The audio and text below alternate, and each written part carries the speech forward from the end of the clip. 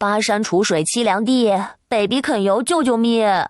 陆清宁躺在铺着稻草的小破床上，发出一声哀嚎，随后吸了吸鼻子，不可置信地瞪大了双眼，扯着嗓子朝外喊：“陆有田，你是不是又偷别人家的鸡了？”别怪他没礼貌，这是原主的常规操作，维持人设的手段罢了。很快，陆有田噔噔噔跑了过来，从门口伸出个大脑袋瓜子，笑呵呵道：“闺女，你说话怎么这么难听？我这哪里是偷，是借，好不？”陆清宁气得闭了闭眼睛：“等着吧，你又偷别人的鸡，不出半个时辰，人家就要上门来骂你。”“嘿，你个小没良心的，老子这不是为了你吗？你生病了，郎中说了就得吃点好的。再说了，整得像你没偷过别人家东西似的。你大伯家的鸡，见着你就捂着屁股跑。”陆有田越说声音越小，随后又冲陆清宁露出一个讨好的笑容：“闺女，你老老实实等着吃就行了，其他的啥也别担心啊，有我呢。”说完这话，转身去了灶房。清宁入伍8年，好不容易拿着一大笔安家费荣归故里，还没开始享受呢，就被一辆拖煤渣的大货车撞飞。再一睁眼，就成了生活在这个不知名朝代鸟不拉屎的小山村的陆清宁。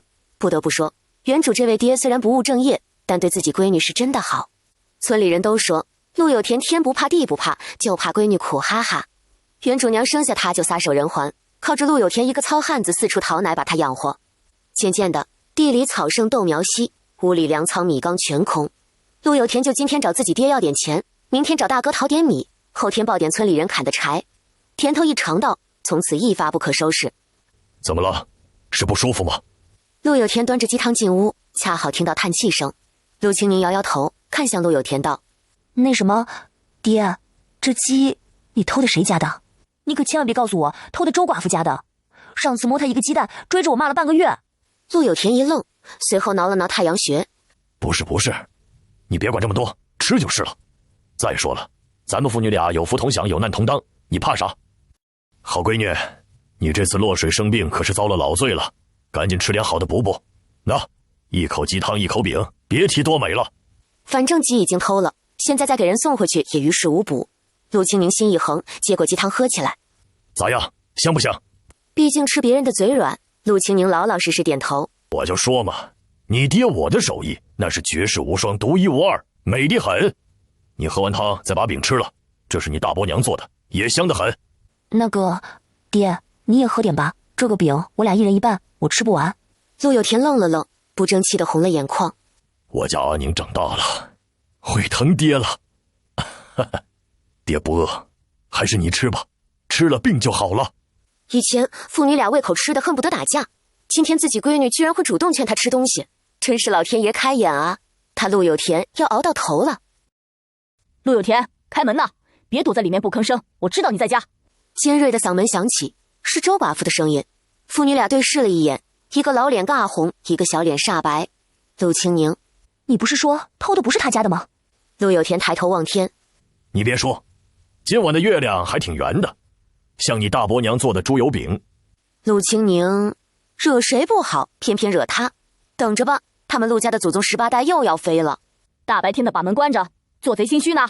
陆有田，给老娘把门打开！你一个大老爷们儿，欺负我们孤儿寡母的，算什么本事？啪啪啪，敲门声越来越大，仿佛下一秒门板就要被掀飞。没事，你吃你的，只要我不出去，他们就没办法。陆有田成竹在胸，出来，滚出来！你个黑心肝的缩头乌龟！屋外的叫骂声越来越大，男女老少都有，皆是受害者。而陆有田早就练就了金刚不坏的脸皮，丝毫不为所动。你等着看吧，看你爹如何不费吹灰之力就把这些人摆平。随后大义凛然威风凛凛地走了出去，大门栓子一抽开，群情更加激愤。陆有田抹了把脸上的唾沫，笑嘻嘻道：行了，你们骂也骂了，气也出了，都散了吧，马上天就要黑了，赶紧回家做饭吃去。感情他们骂了半天，这人当作唱大戏呢。众人气得呼吸一滞，周寡妇鼓着胸脯骂道：陆有田，你要不要脸啊？偷了我家的鸡，现在还当没事人一样。我没当没事人啊。陆有田两手一摊，不紧不慢地辩解：你看，我吃了你的鸡，你对我一顿骂，我肚里舒坦，你心里舒坦，咱们这叫互利互惠，互不相欠，对吧？互不相欠。周寡妇气得直点头：好一个互不相欠！我一个人妇道人家，打不过也骂不赢，我不活了啊！周寡妇屁股一歪，溜到地上坐着拍大腿。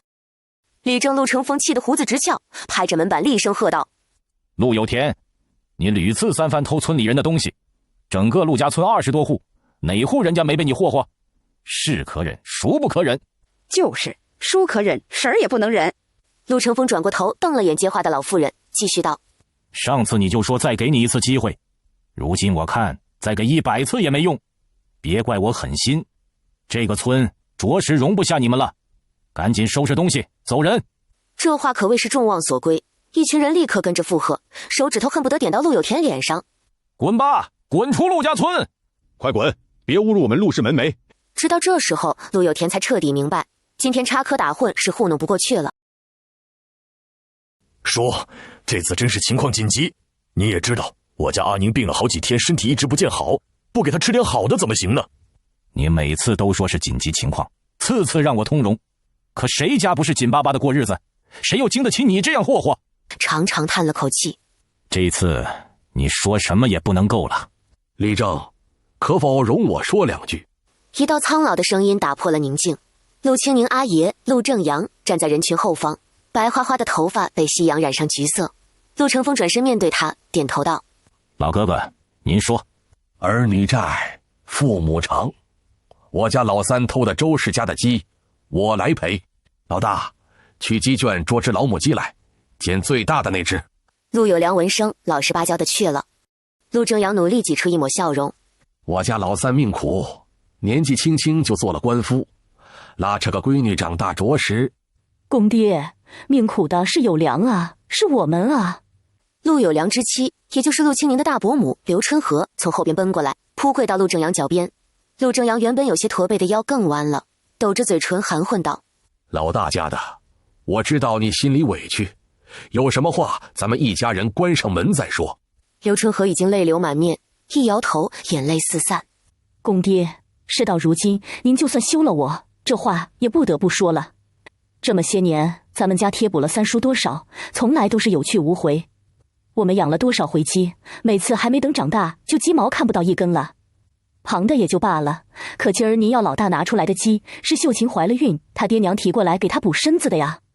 难道连孙媳妇的那一份儿，您也要拿出来贴补这个黑心肝的吗？亲家要是问起，您让我一张脸往哪儿搁？陆正阳一张老脸红了白，白了黑，半晌说不出话，只喃喃道：“可他毕竟是你们的亲弟弟，是我的亲儿子，难道要我看着他无家可归吗？啊？”正阳大哥，我说句直白话，今天这事不是一只鸡能解决的，你也莫和老大两口子争了，别到时候弄得两头都落不到好。人群中，一个50来岁的汉子皱着眉头道。其他人一听，立刻七嘴八舌跟着附和：“是啊，赔了周氏的鸡，还有我们的呢。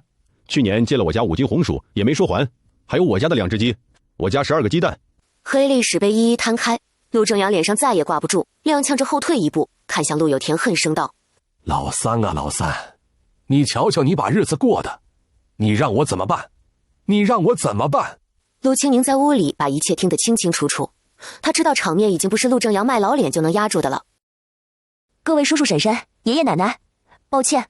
人群安静了一瞬，紧接着是不屑的嗤笑：“切，道歉就完了吗？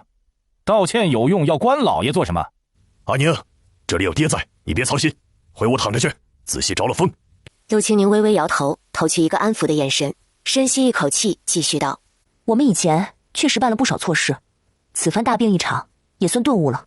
之前借了谁家的粮，拿了谁家的针，我们都认。只要给我1个月，必定一一还上。”“切，你个嘴上没毛、办事不牢的小丫头片子，谁信你啊？”一骂陆清宁，那就是触到陆有田的逆鳞了，马上横着眉毛怼人：“孙老六，我闺女说话你插什么嘴？你家没女人啊？你是从茅坑里生出来的？”“嘿，行了行了，吵吵啥？”陆成风黑着脸摆手，打断2个即将吵起来的人：“有田，你闺女刚刚说的，你认不认？”陆有田一个机灵，立刻挺直了身板点头：“认，我认。”这么多人看着呢，他总不能服了自家闺女的脸面。至于真认还是假认，先把这关糊弄过去了再说。当然，村里人也不是傻的。他拿什么认？就凭一张嘴吗？又在糊弄鬼呢？众人揣手冷哼。陆清宁早有准备，扬了扬手里一本泛黄的书：“这是我娘留给我的，这本书便压在李正爷爷处。我给你们写欠条，1个月后若是还不上，李正爷爷就把这本书卖了赔你们钱。一本破书能值几个子儿？我看啊，还不如直接签个卖身契。孙老六，你居然把主意打到我闺女身上来了，老子看你是活腻歪了。陆有田再次怒了，撸起袖子就要冲上去干仗，却听得陆正阳的声音再度响起：卖身契是不可能的，地契倒是有一张。孙家小子，够吗？爹，您……刘春和再次急哭。这张地契就是陆清宁现在所住房子的宅基地。前2日陆清宁生病没钱医治，陆有田把地契拿出来找陆正阳换了2两银子。原来绕了一圈，吃亏的还是他们大房。陆正阳也觉得心里有愧，梗着脖子道：最后一次，我保证，最后一次。李正扬了扬手中的薄纸，有了地契做担保，你们当如何？没人再吭声。既如此，那就写欠条吧。李正，不如我来写吧，也正好让您指点指点我的字。思琪，你回来啦。陆成风脸上带着笑容，望着说话的年轻男子。男子姓陈，是陆家村第2大姓，也是他们村除了李正、祖老和几个儿子外唯一的读书人。陈思琪一身青色长袍，立在人群中，俨然一副翩翩公子模样。既如此，那就你来写。陆成风点头，又对村民道：你们都去找思琪小子，别欺负人年轻就瞎糊弄。人群立刻分散开来。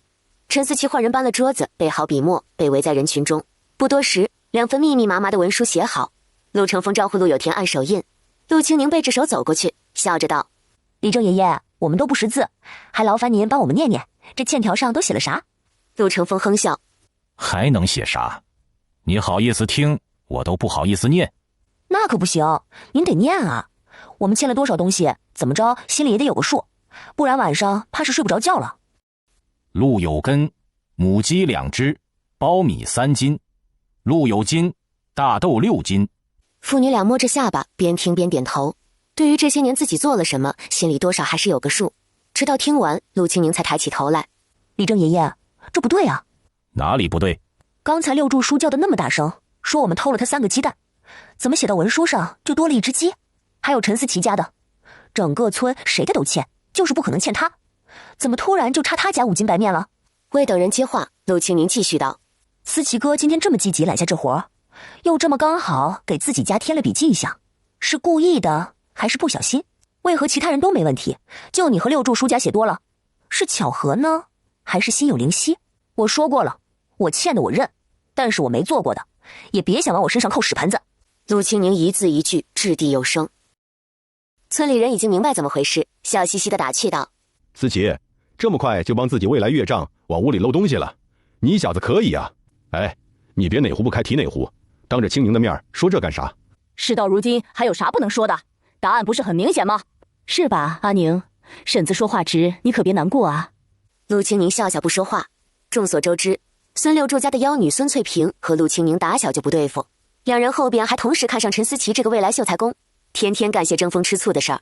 如今陈思琪明目张胆偏帮着孙翠翠，看来是已经做出选择了。陈思琪立在当场，一张脸涨得通红。陆清宁舔舔发干的嘴唇，继续道：白面、鸡都是金贵的东西，我要是借了不还，或是偷了，你们早如今日周婶子一样上门讨要了。既然你们非说我借了，那就说清楚，何年何月何时何地，人证是谁，物证又在哪里？陈思琪当然说不出来，可弄虚作假这事儿无论如何也不能认下。他怎么也没想到，一向那么信他的陆清宁会去核对他写的文书，而且当时他十分自信，就算陆清宁发现不对，也不会拆穿。他向来对自己言听计从，没想到陈思琪感觉无数嘲讽的目光落在他身上，刺得他如芒在背，硬着头皮辩解道：宁妹妹，白面确有其事，不过是想着你们日子艰难，所以我们才一直不忍开口。陆清宁点点头，看向孙六柱，说：你也是这意思吗？等他点完头，陆清宁冷笑道：既如此，这份文书有一方不认可，那也就没必要签了。爹，收拾东西，咱们走人。陆清宁背着手往屋里走，头也不回。陆有田也跟着进了屋，关上门，低声问：阿宁，咱们真走啊？爹，别急，外面好戏才开场呢。到了这时候，就是看谁比谁更能豁得出去了。陆清宁一句文书签不了，直接把村里人拉到陈思琪和孙六柱的对立面。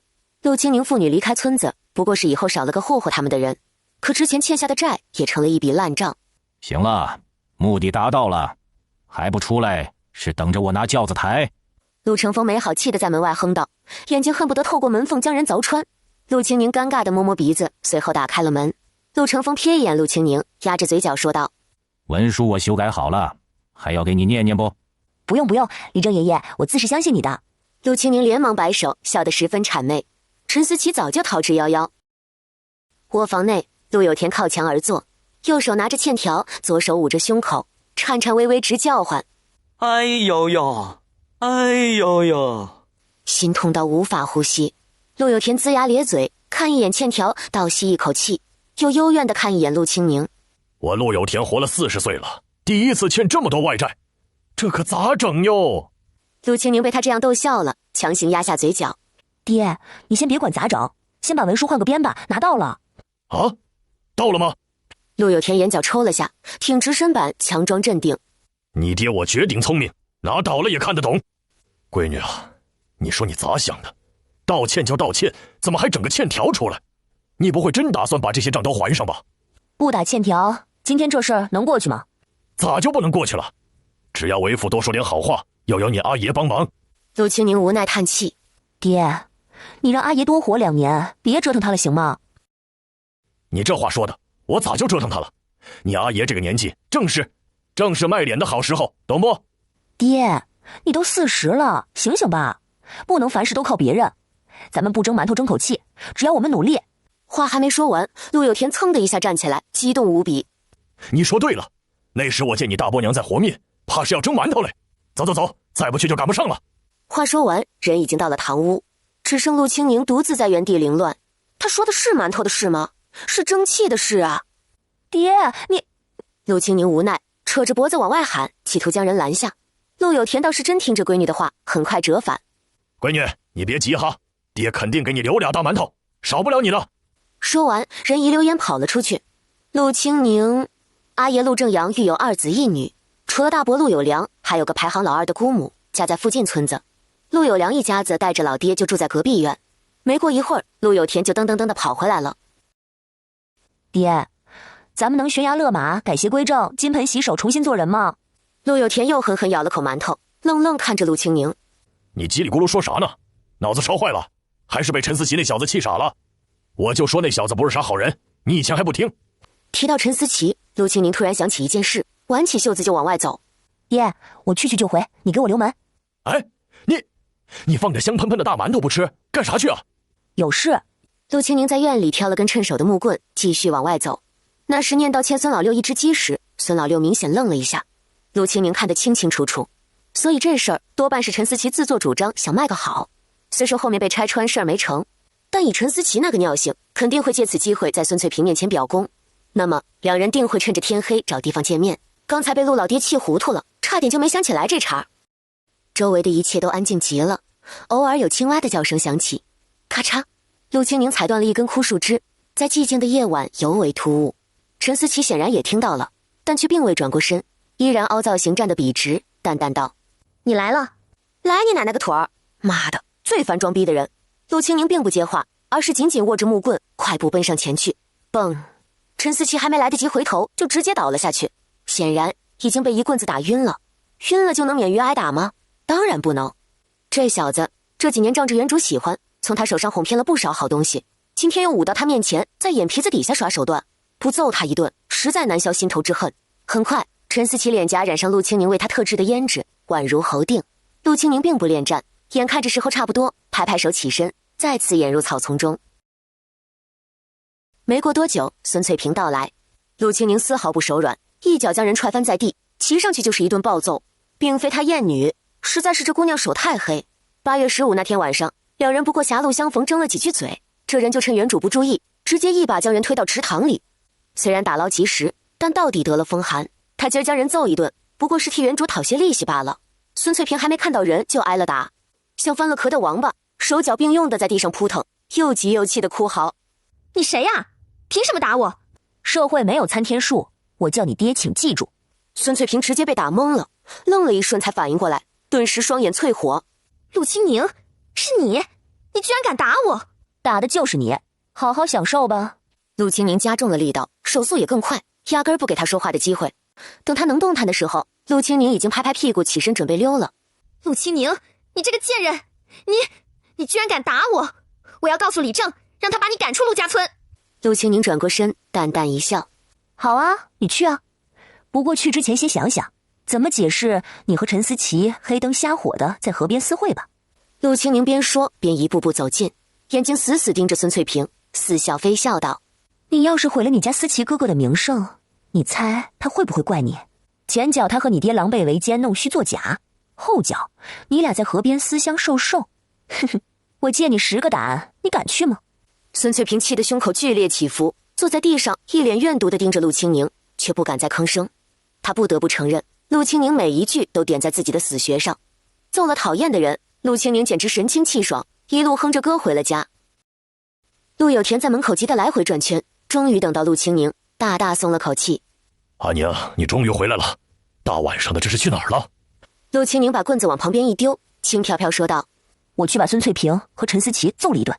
啊！陆有田一声惊呼，往后退了一步，看向陆清宁道：我不管你是谁，赶紧从我闺女身上下来，不然拿童子尿泼你！陆清宁无语，直翻白眼。你是不是红苕稀饭胀多了？这是他闺女经常对他的话，就是这个味儿。陆有田舒服了，咧嘴傻笑。那你这是咋了？怎么好端端突然打人？被孙翠萍推下水这事，原主没机会说，陆有田也不知道，所以陆清宁简单概括了一下。陆有田一听，眉毛顿时横起，鼓着眼睛撸起袖子就要往外冲。狗东西，原来是他搞的鬼！人走了没？我赶紧再去补2脚。爹，陆清宁急忙把人拦下。我们小辈的事就让我们自己解决，你放心，我不可能吃亏的。那倒也是。陆有田冷静下来，赞赏的点头。我家阿宁打小就聪明。第二天醒来，天光已然大亮，而村里早已炸开锅，说陈思琪昨晚去茅房摔了跤，脸都摔破了，连书都念不了。今天一大早，他爹就赶去镇上帮他告假去了。而且更诡异的是，孙翠萍昨天也突然生了病，躲在家里不敢出来见人。陆清宁抱着手臂在村里转了一圈，吃瓜吃了个饱，才心满意足地回了家。谁知陆有田居然还没起，依然呼噜震天响。爹，别睡了，快起床了。以前父女俩是一个比一个懒，又本着多睡会儿就能少吃顿饭的原则，所以基本上不睡到日晒3竿是不会起的。你干啥呀？我们又不用种田，起这早做什么？爹，离过年只剩4个来月了，你想不想过个肥年？想。想不想有新衣服穿？想。想不想吃大肉包？想。想不想？陆有田忍不住了，打断陆清宁的话。阿宁，梦想和痴心妄想还是有区别的，你是不是魔怔了？我还想考状元做将军呢，这事儿是想就能办到的吗？那咱们得赶快行动起来啊，没准梦想就实现了呢。你说这些，还不如继续回屋睡大觉去，梦里啥都有。看着闺女有些不高兴，陆有田也正了神色，捧场道：那你说说，你想咋办？爹，你在家呢，把缸里的水打满。今儿太阳不错，把咱们的被子都抱出去晒，稻草翻一翻，然后去河边捡些柴。要是还有空，就把院里的地翻出来，咱们以后好种菜。陆有田嘴角抽了抽，小声嘟囔道：这么多？你说啥？哦，我说爹都知道了。陆有田赶紧着步，又问：那你呢？我去山上转悠转悠，看看能不能找点啥，好换些钱。哟，我闺女是真懂事了。陆有田高兴的直拍巴掌，凑近了问：要爹陪你不？你一个人怕不怕？不用，爹，你在家把我交代的事做好就行。好，那你看着点路，早点回来啊。陆家村后面的山很高，村里人除了忙地里的活，全靠在山里找些吃的才能填饱肚子，到处都是被翻找过的痕迹。陆清宁只能往深山里寻，走走停停，直到1个时辰后，他才看到了希望。这时候，陆清宁早已经累得气喘吁吁了。谁知一阵微风吹来，他突然闻到了特殊的香气，好熟悉的味道。果不其然，没走多远，就看到一棵树上挂了许多红彤彤的小果子。陆清宁脚下打扮，急忙奔过去确认，真的是花椒。他就说嘛，老天爷让他穿越，总不能看他活活饿死，这不就送钱来了？所以顾不上被扎，连忙双手并用摘起来。陆清宁打定了主意，明天早点起再往里边寻一寻，于是顺带挖了些荠菜，把背篓里的花椒盖得严严实实，往山下去。还没走到院门口，陆清宁原本笑容满面的脸就垮了下来。很好，水缸见了底，柴火是没有的，被褥老老实实躺在床上。他早上交代的事，他爹是一件都没干。为什么别人穿越都是教导养歪儿女、怒揍不上进的丈夫，而他却摊上个游手好闲的爹？找谁说理去？都说棍棒底下出孝子，他请问棍棒底下能出好爹吗？陆清宁磨着后槽牙，怒气冲冲出了前院，正好看到陆青云背着一捆柴往家里走。这是大伯的小儿子，也就是他的堂弟，今年10岁。见到陆清宁，陆青云直接选择无视，低着头继续走。可陆清宁却不管别人是否待见他，拦住去路，问道：“青云，你知道我爹去哪儿了吗？”陆青云嘴角勾起一抹嘲讽：“还能去哪儿？总不是甩着膀子在村口跟人聊天。”那好，你去将他叫回来，就说我有急事找他。陆青云掀了眼皮看他一眼，准备越过他继续往家里走，却听陆清宁又说道：“你要是不去，我今晚就把你家鸡杀光。”陆青云顿了顿，淡淡道：“晓得了，我这就去。”不过半炷香的功夫，陆有田的声音便由远及近。陆清宁赶紧踩上凳子，把脑袋套进麻绳里，只等陆有田进来。而陆有田看门关着，却有些迟疑，问还未走远的陆青云：“你确定你姐说找我有急事？他人呢？”陆青云当然选择无视。这孩子居然连我的话都不理，我可是你叔，你亲叔。说着，陆有田迈过门槛，一把将门推开，紧接着便是一声暴喝：“陆清宁，屋里不许荡秋千！”你要不要听听你在说什么？这是亲爹该说的话吗？草草盖饭加3，看来不上强度是不行了。陆清宁气得七窍生烟，心一横，牙一咬，将脚下的凳子踢翻。他就不信有人荡秋千是这么荡的。哎呦呦，哎呦呦，宁宁哟，你这是干嘛？脚刚沾地，陆清宁便顺势往地上一坐，抬头看向陆有田，冷冷道：“你救我干啥？让我死了算了，我死了你就一人吃饱全家不饿了，多快活。”陆有田急得绕着他直转圈。你说的啥话？你死了让爹怎么活？快让我看看有没有哪儿伤到了。你别管我，继续玩你的去吧，反正你也不疼我，我还不如一脖子吊死，早点和我娘团聚。瞎说，爹怎么不疼你了？陆清宁盯着他看，见陆有田眼眶都红了，也不忍心再说难听的话刺他，缓了语气道：“那我问你，我交代的事为何不做？”陆有田懵了，抠着脑袋想了又想，问道：“你交代我啥了？”陆清宁，他居然忘得干干净净，草草盖饭加4。陆清宁忍着怒气提醒：“我早上出门前说的啥？”陆有田一顿，随后反应过来，搓着脸尬笑：“你说让我晒被子、捡柴火、翻地是不是？我都记着呢，没忘。”陆清宁冷笑：“然后呢？”然后我仔细想了想，这被子吧，你红莲姨走之前晒过的，这才过去个把月，没必要再晒。至于柴火嘛，等下去你大伯家抽几根就行了，没必要去捡。翻地就更不用说了，讨这个力干啥？到时候要吃啥，直接去你大伯的菜园子里薅就得了呗。陆清宁无语的直翻白眼：“爹，你怎么总想着去大伯家拿东西？咱能别霍霍别人了吗？”你大伯怎么是别人？他是我的亲兄弟，这都一家人，计较这些细枝末节做什么？嘿，他倒是挺大度。陆清宁被堵得哑口无言，从地上爬起来就去扶凳子，嘴里还念念有词：“行，你有你的道理，我不和你争，我还是赶紧下去陪我娘。”又来，你到底想干嘛？好端端的闹这出什么意思？陆清宁停下脚步，看向陆有田：“爹，我前2日做梦，梦到一个年轻貌美的女子，她唤我阿宁。”啊，那是你娘？她可有跟你说什么？我娘说，她豁出性命为你生儿育女，结果你却把日子过成这样。整个村里，我们是人嫌狗憎的头一份，她在下边都觉得丢人。陆有田捂着胸口踉跄一步，泪眼婆娑道：“我也不想这样，谁不想把日子过好？可我能怎么办？那时候你还那么小，皱皱巴巴一团，跟着小猫崽子似的。我又要操办你娘的身后事，还得到处给你找奶吃。”陆清宁知道这剂药下的有些太猛了，可是没办法，他一个人分身乏术，总不能又挣钱又打理家事。再说种田这事儿，他本就不擅长。爹，现在悬崖勒马，还来得及。陆有田一顿，鼻孔吹出个大泡泡，冷冷道：“什么马？”我说，咱们从今天开始努力，好好生活，一切都来得及。咋来得及嘛？陆有田垮了脸，拍着大腿叹道：“今晚都不晓得吃什么，还有那欠条，咱们去哪儿整那么多钱还债？”那你就不用操心了，挣钱的事交给我就行。陆清宁起身去墙角把背篓拖过来，拿出上边盖着的荠菜，歪着背篓给陆有田看：“爹，这是我今天在山里找的。”嚯！我说怎么今天屋里一股怪味儿，还以为你拉裤兜子了，原来是这东西。这是啥玩意儿啊？可以吃吗？这是花椒，能换钱。这真的假的？你是不是发烧还没好利索？应该是真的，等晒干了，我拿去镇上试试就知道了。哦，那你怎么知道这玩意儿叫啥？又是怎么认识的？你爹我活了几十年了，我都不知道，你凭啥知道？娘托梦告诉我的呀。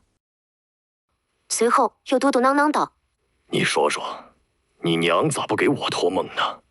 我都好些年没梦到她了，连样子都有些记不清了。”爹，别想了，赶紧干活吧。哦，那我先去打水。好，我在家把花椒摊出来晾晾。陆有田来回跑了2趟，水缸总算灌满了。屁股刚挨着椅子，陆清明又甩过来一记刀眼：“爹，翻地！”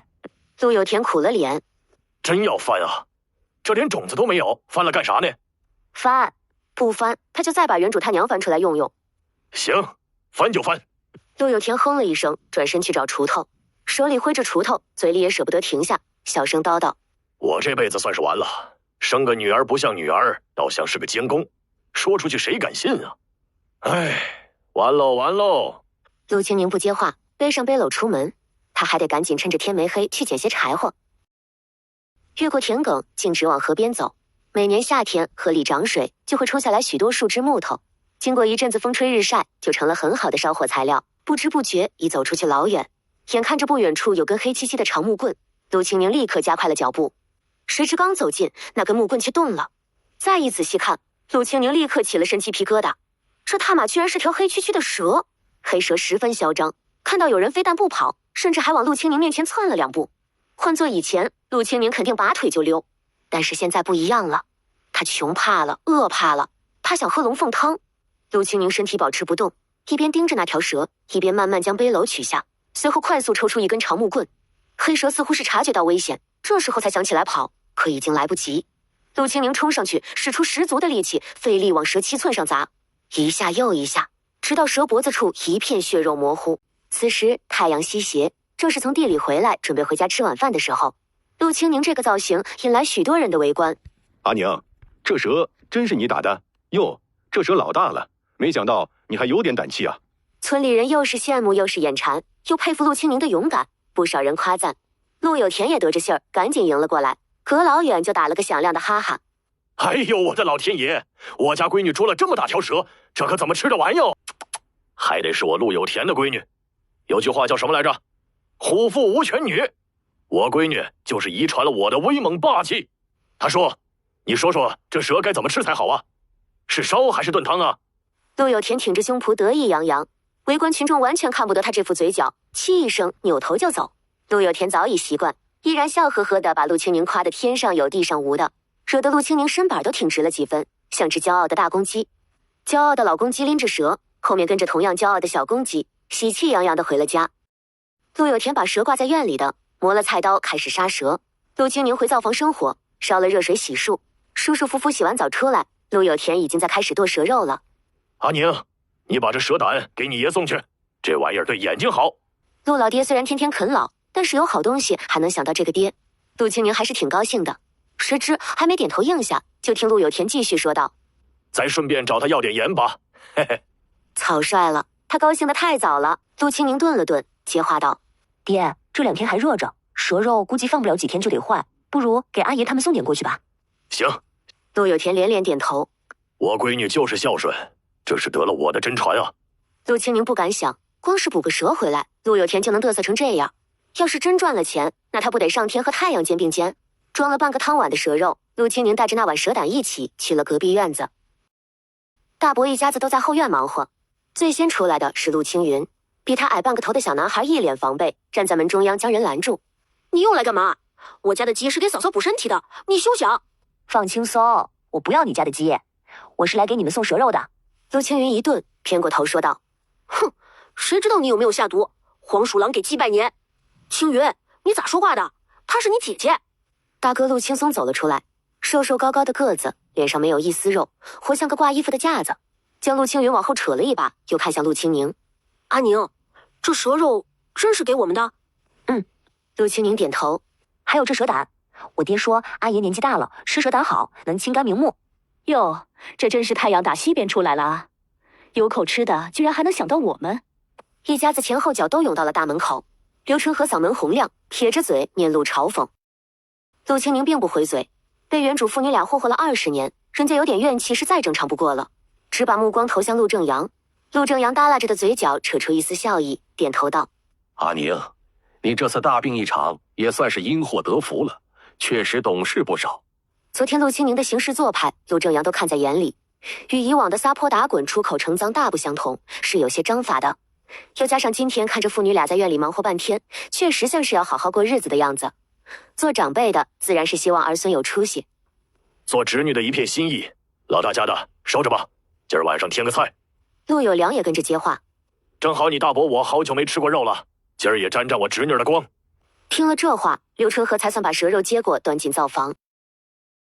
一想到接下来要说什么，陆清宁就尴尬的想扣出3室一厅，但这话却不得不说，于是清了清嗓子，开口道：“阿爷，大伯，我想找你们借点盐，就一点点。”哼，就知道是这样。陆青云气鼓鼓的吐槽，陆清宁更尴尬了，脸烫得吓人。刚准备说2句话夸陆清宁的陆有良，笑容尬在了脸上。好，你等着，我去给你拿。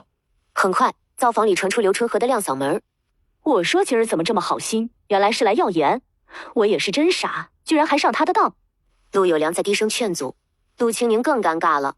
好在陆有良很快折返，刚才装蛇胆的碗洗干净了，里面放着块婴儿拳头大小的岩石。陆清宁赶紧接过：“大伯，我过2天就还你。”“没事，不用了，你拿去吃吧。”他哪敢指望还？阿爷，你把蛇胆阴干，过2日我给你打酒回来泡着喝。说完这句话，陆清宁落荒而逃。随着汤色变白，蛇肉也熟了，再放些盐煮拌入香就能出锅。爹，汤好了，开饭。陆有田却突然站起身，抬脚就往外跑。不过眨眼的功夫，手里捏着几根葱回来了。等一下，让我加点葱花进去，这样才香嘛。说完，葱被快速扒好，在盆里涮了涮，然后拿手掰成几段，丢进了汤盆里。整个动作行云流水，一气呵成。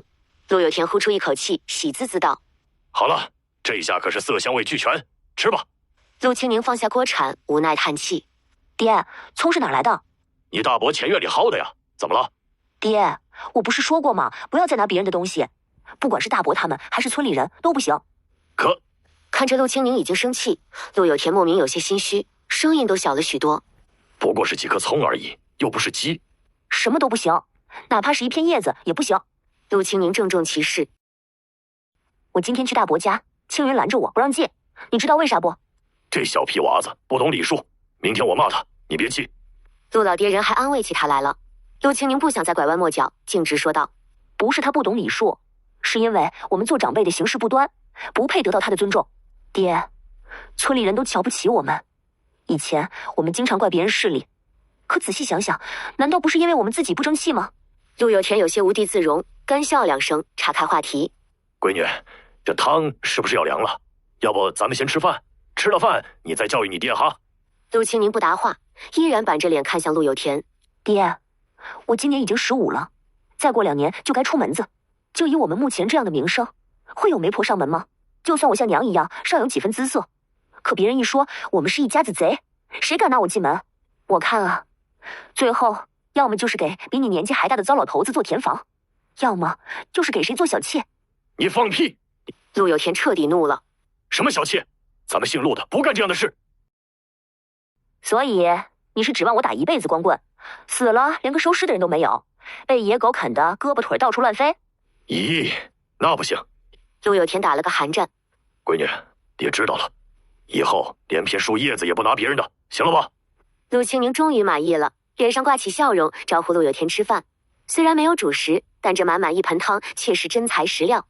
陆有田满足地打了个饱嗝，摸着肚子感慨：“我的天爷呀，过年都没吃这么饱过。闺女，爹在享你的福了。”“那我也想想你的福，今儿你洗碗。”陆有田一愣，随后哈哈大笑：“洗就洗，玩去吧。”今天确实有些吃得太尽兴，陆清宁也撑得不行，扶着腰在前院里散步。突然间听到有人在小声喊他，此时天已经有些黑了，但陆清宁还是看清楚了，院外站着陈思琪。“阿娘，你来一下，我有事说。”这人如此要脸面，怎么被胖揍一顿还敢出来晃？陆清宁诧异不已，吃饱了心情也不错，所以真有些好奇他又要作什么妖。于是出了院子，站到陈思琪面前问道：“你有什么事？”“你跟我来。”“换狗还得丢根肉骨头呢，你叫我来我就来，拿我当什么了？”陆清宁翻了个白眼：“就在这儿说。阿宁，你怎么突然变成这样了？你太让我失望了。陆清宁抱着手臂，不咸不淡地回道：“蚕蛹身上插翅膀，你搁这装你爹呢？有事没事啊？没事我回了。”阿宁，陈思琪好像嘴里住了个蛤蟆，发出自以为充满魅力的颤音。陆清宁快要吐了，往后退了一步，催促道：“你到底想说什么？”阿宁，我知道你因为昨天的事心里不舒服，所以才对我动手，我不怪你。但是我娘很生气，她说你这样的姑娘以后是绝不敢娶进门的。哦，那就谢谢你的不娶之恩了，我真是走了大运了。陈思琪愣住了，怎么也没想到陆清宁居然是这种态度。准备了一箩筐的话，如今却都派不上用场。张了张嘴，又故作无奈地叹了口气：“阿宁，你就别嘴硬了，咱们俩都相识相知这么多年了，我还不了解你吗？”停！陆清宁连忙摆手，不耐烦道：“你再跟我栀子花茉莉花的，我就真走了。我问最后一遍，你到底想说什么？”陈思琪脸色阴沉了一瞬间，立刻收了回来：“阿宁，我娘真的很生气，虽然我是站在你这边的，但你也不能让我忤逆长辈吧？”陆清宁静静地看着他表演，冷冷道：“所以呢？所以，你跟我娘道个歉吧。”你的意思是我跟你娘说声对不起，她就能让我做她儿媳妇？没这么容易吧？陈思琪一看鱼终于上钩，激动地往前迈了小半步：“这不还有我吗？听说你今儿捡了条大蛇，正好我娘昨天哭了一整夜，眼睛难受着呢。你把那蛇胆给她送去，再把昨天你拿出来的那本书带上，我娘见了保准高兴。然后我再在中间帮你说和说和。”陆清宁可算听明白了，原来又是来捞东西的，冷笑着点头：“就这么点东西，你娘能看得上吗？要不要我把地契也一起给她？”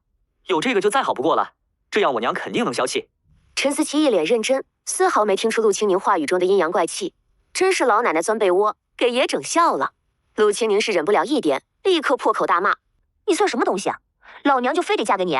赶紧回去喝碗丝瓜汤败败火吧，不然撒的尿太黄都照不清自己。”陈思琪大惊失色，仿佛不认识陆清宁一般：“阿娘，你一个姑娘家怎能说话如此难听？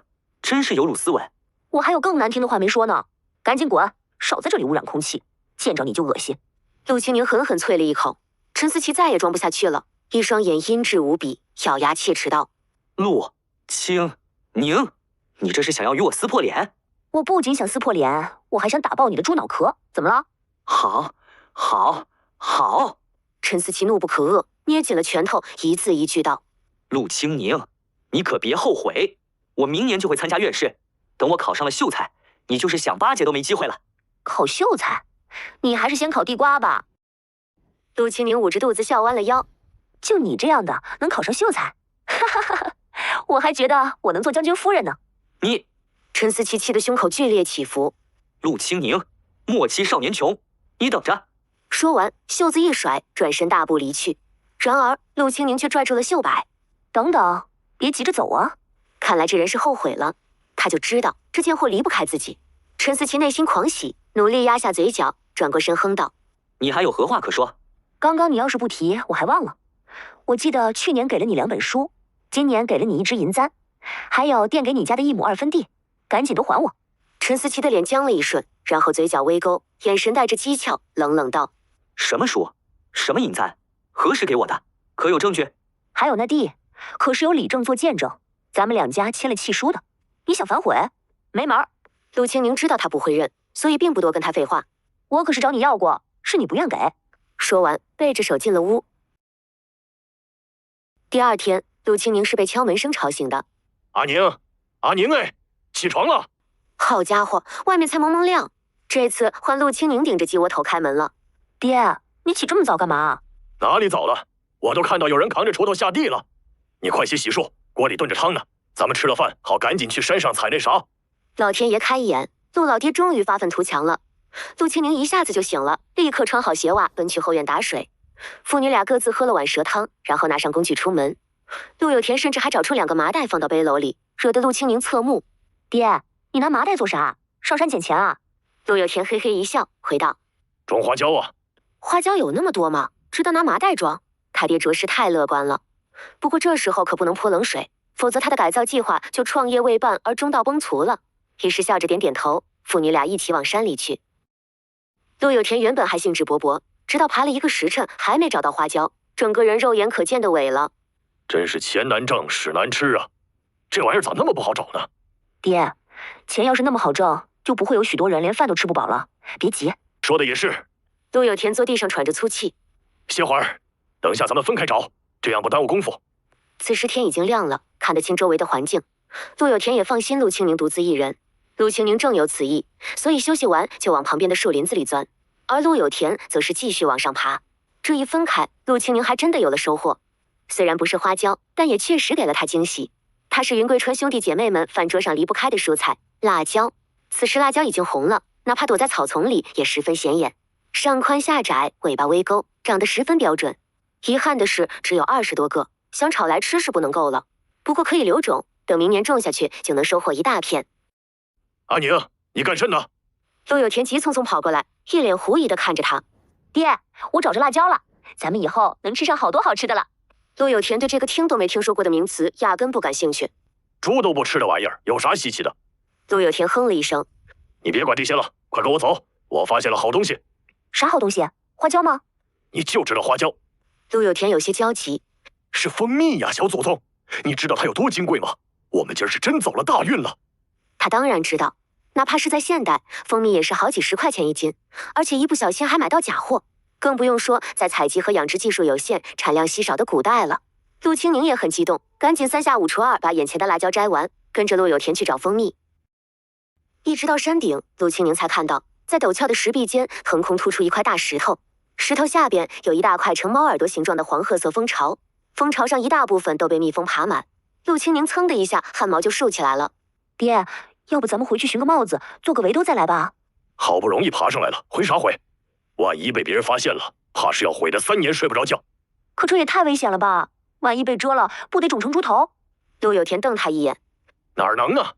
有你爹出马，保准啥事都没有。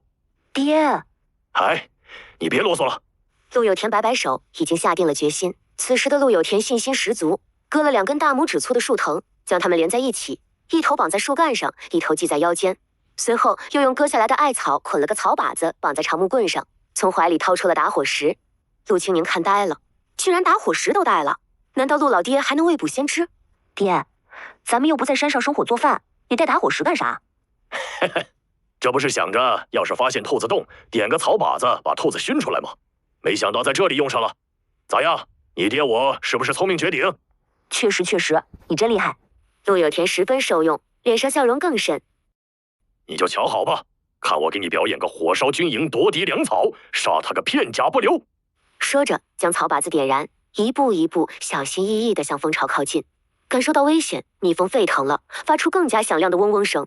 陆清宁看得触目惊心，忍不住出声提醒：“爹，你慢着点，实在不行咱就别要了。”放心吧，有我出马，战无不胜。陆有田头也不回的答，甚至还有功夫提醒陆清宁走远点。你先别离这么近，等我割了蜂蜜，你来帮忙接着点就行。好，知道了。陆清宁往后退了几步，踮着脚看陆有田将冒着浓烟的草把子在蜂巢下晃悠，蜂蜜立刻四散奔逃，还有许多挣扎着往下坠落，发出簌簌声。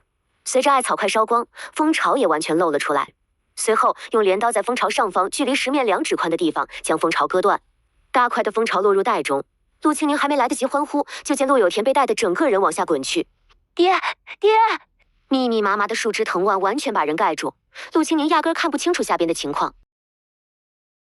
爹，你咋样了？闺女，别急，爹好着呢，我绑了藤蔓在腰上的，你慌啥？陆有田气定神闲的声音传来，陆清宁可算松了口气。那你快上来呀，爹，我拉你。你给老子站那里别动，你要是掉下去了，我还得去捞你，少给我添麻烦。紧接着，陆老爹慢慢爬了上来，陆清宁大喜过望，可是马上他就笑不出来了。陆有田的裤子破了个大洞，露出里面的膝盖血淋淋一片。爹，你受伤了？这有啥？男人嘛，流点血不是很正常？陆清宁赶紧将人扶住。我没事，别担心。光看他一直在吸气，就知道肯定很疼，可这人却还要故意逗他笑。闺女，你看我破相了不？没有。那就好，看来我全村第一英俊的名声算是保住了。陆有田故作轻松，陆清宁却鼻子酸酸的。刚才那句“你给老子站那里别动”，陆有田几乎是用吼的，这还是第一次这么凶他，可却是怕他受伤。一到家，陆有田像泄了气的皮球，一屁股坐房檐下就不起来。爹，腿还在流血吗？我看看。陆有田不动声色地将伸直的腿缩了回去，梗着脖子道：“看啥看？不过破了点皮罢了，过2日就好了。知道这个男人又在逞强，陆清宁不跟他顶嘴。这是咋弄的？陆正阳背着手走进来，陆有田依然笑呵呵的答道：“去山里摔了一跤，30好几的人了，做事还是如此不稳重。”陆正阳哼了一声，又背着手走了。陆清宁不放心，跟他商量去找郎中看看，检查下有没有伤到骨头。结果话刚出来，就被陆有田堵了回去。这点小伤看啥大夫？再说咱有钱吗？就在这时，陆正阳去而复返，手里还拿着几棵草，让陆清宁洗干净了捣烂，给陆有田敷在伤口上。阿爷都没说去看大夫，看来应该不是特别严重。陆清宁也放下心，洗干净陶罐，又洗干净手，把今天割来的蜂巢拿出来，开始挤蜂蜜。陶罐差点被装满，估计挤出来的蜂蜜能有5、6斤。陆清宁在他对面坐下，问道：“爹，这蜂蜜一般卖多少钱1斤啊？”陆有田顿了顿，答道：“前年你有跟叔割了蜜去卖过，说是100文1斤。”啊，这么便宜？这可是正宗野生蜂蜜，在现代也得70、80块了。这还便宜啊？都能买好几斤大肥肉了。再说镇上就一个大酒楼收这个，你不卖只能砸手里。看着他有些起皮的嘴，陆清宁突然灵光乍现。是了，秋天气温干燥，正好可以熬枇杷膏，清肺润燥，化痰止咳，喝起来还甜丝丝的，肯定比单卖蜂蜜要挣钱。陆清宁噌地站起来：“爹，你还能动不？”陆有田：“我是伤了，不是死了。你问的什么问题？”“那你帮我去李正爷爷家薅点枇杷叶子，我想到个好法子。”“啊？”陆有田愣住了。“你不是说以后不许拿别人家的东西，哪怕是一片叶子也不行吗？”陆清宁昨天说的话变成了回旋镖，直接扎在他的心窝子上。他承认他是说过，但是这么个意思吗？陆清宁好想翻白眼。“爹，你先跟李正爷爷打声招呼再摘，他应该会答应的。”说完又强调一句：“经过别人的同意再拿，这不叫偷。”“哦，原来是这么个意思，你早说呀！昨天那几根葱我也说一声，你大伯肯定会同意的，省得我还挨你一顿骂。”陆清宁草草盖饭加5。“爹，你上辈子一定是工地搬砖的，这么会抬杠。”“啥乱七八糟的，说梦话呢？”陆有田撇撇嘴，站起身往外走。“要几片啊？”“多多益善。”“阿宁，枇杷叶子我摘回来了，你看够不够？不够我再想办法。”“没摘多少吗？是李正爷爷不让？”“让是让了，就是走的时候看他好像有点不高兴。你先用着，要是不够，明儿我跟你去山上寻。”“好。”陆清宁并不着急，反正他也想着先做出一部分拿去试试水，要是好卖再接着做。跟在陆有田身后进了后院，灶房门口竖着背篓，定睛一看，好家伙，枇杷叶子塞得满满当当，都恨不得溢出来了。这么多，丢猪圈，猪还得要3天才吃完呢。他终于知道李正为啥不高兴了，估计陆老爹把人一整棵树的叶子都给薅下来了。没骂人已经是李正有涵养了，好吧？看着陆清宁愣神，陆有田歪着脑袋看他：“咋了？是不是不够？”“不是，是太够了。”“那就好。”陆有田舒了口气，又问：“你要这叶子干啥呀？”“爹，我是准备做枇杷膏。”陆有田愣了：“啥玩意儿？枇杷膏？吃的还是抹的？”“当然是吃的。”陆有田嘴角抽了抽：“你在过家家呢？这叶子是能吃的玩意儿吗？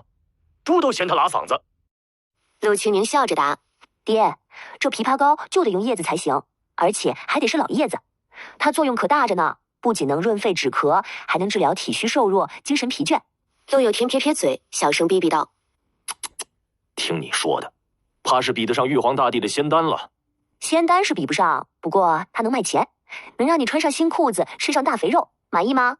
陆有田来了精神，连忙笑着点头：“满意，满意的很。”随后自告奋勇找出竹篓，把老叶子挑出来。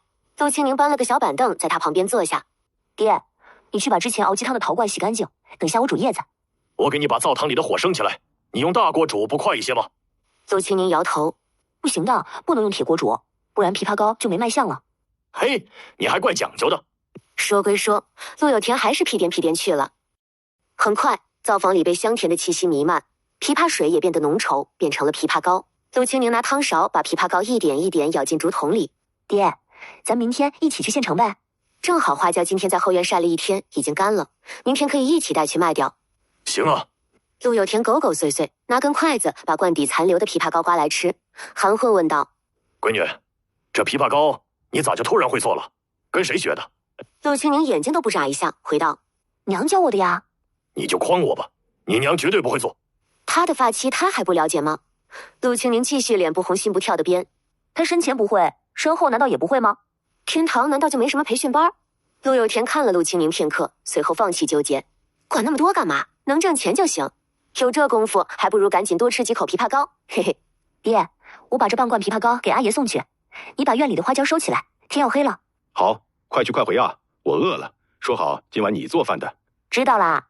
陆清宁笑着摇摇头，拿上竹筒出了门。说来就是这么巧，第一个见到的还是陆青云，他就站在院门口，好像专门等着谁似的。青云，你在这等谁呢？你家要来客啊？陆青云张了张嘴，不说话，只是把院门挡得更严实了。又不让我进，你就这么讨厌我吗？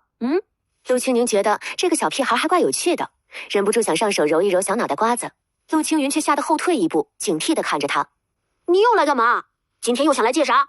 哦，原来在门口站着不是为了等客，是怕进土匪。这孩子有潜力，适合去小区做保安。不知道他爱不爱吃小熊饼干。今天啥也不借，我是来送东西的。又来这一招，你能换个新花样吗？行，又被小孩搁对了。他忍。陆清宁不理他，扯开嗓子往屋里喊：“阿爷，阿爷！”听到叫喊，陆正阳心里咯噔一下，连忙放下早已经空了的烟杆，快步走了出来。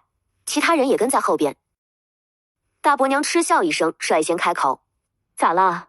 不会是你爹又偷了别人的鸡吧？”陆清宁真想说一句，能不能有点素质，说鸡不带吧，文明你我他不知道吗？可惜他不敢，他怕被揍成潮汕牛肉丸。不过大伯还是听不得自家侄女被嘲讽的，狠狠瞪了刘春和一眼。陆正阳眼神在陆清宁手里的竹筒上流转，随后挪开目光问道：“阿宁，是有什么事吗？”陆清宁连忙将竹筒递了出去。阿爷，昨天听你咳嗽了几声，想必是这些天太干燥了。这是我特意做的枇杷膏，里面加了蜂蜜，您用来冲水喝，肯定能舒服不少。陆正阳顿了顿，似乎有些不敢相信。你们父女俩今天一大早跑山里去，就是为了给我弄这个？陆清宁有些尴尬，实在不忍心骗这个小老头。可是说实话，是不是有些太伤人了？顿了顿，硬着头皮回道：“是也不是，咱们做晚辈的，自然是挂着您的身体。另外，我们也想挣点钱，好把欠的债都还了。”说的比唱的都好听。大伯娘在旁边哼笑，显然不信陆清宁这番话。陆清宁也懒得再废话，把竹筒一把塞进陆正阳怀里，转身就走。哎，你这丫头怎么说着说着就走了？刘春和在后面叫住他。陆清宁是真的来了火气。之前原主父女俩是有些混蛋，可那些事又不是他干的，凭啥他要天天遭受冷嘲热讽？昨天酸几句就算了，今天还这样，上瘾了吧？陆清宁转过身看向刘春和：“大伯娘，你还想说什么？”刘春和不答，快步进了屋，然后挎着个小竹篮又回来了。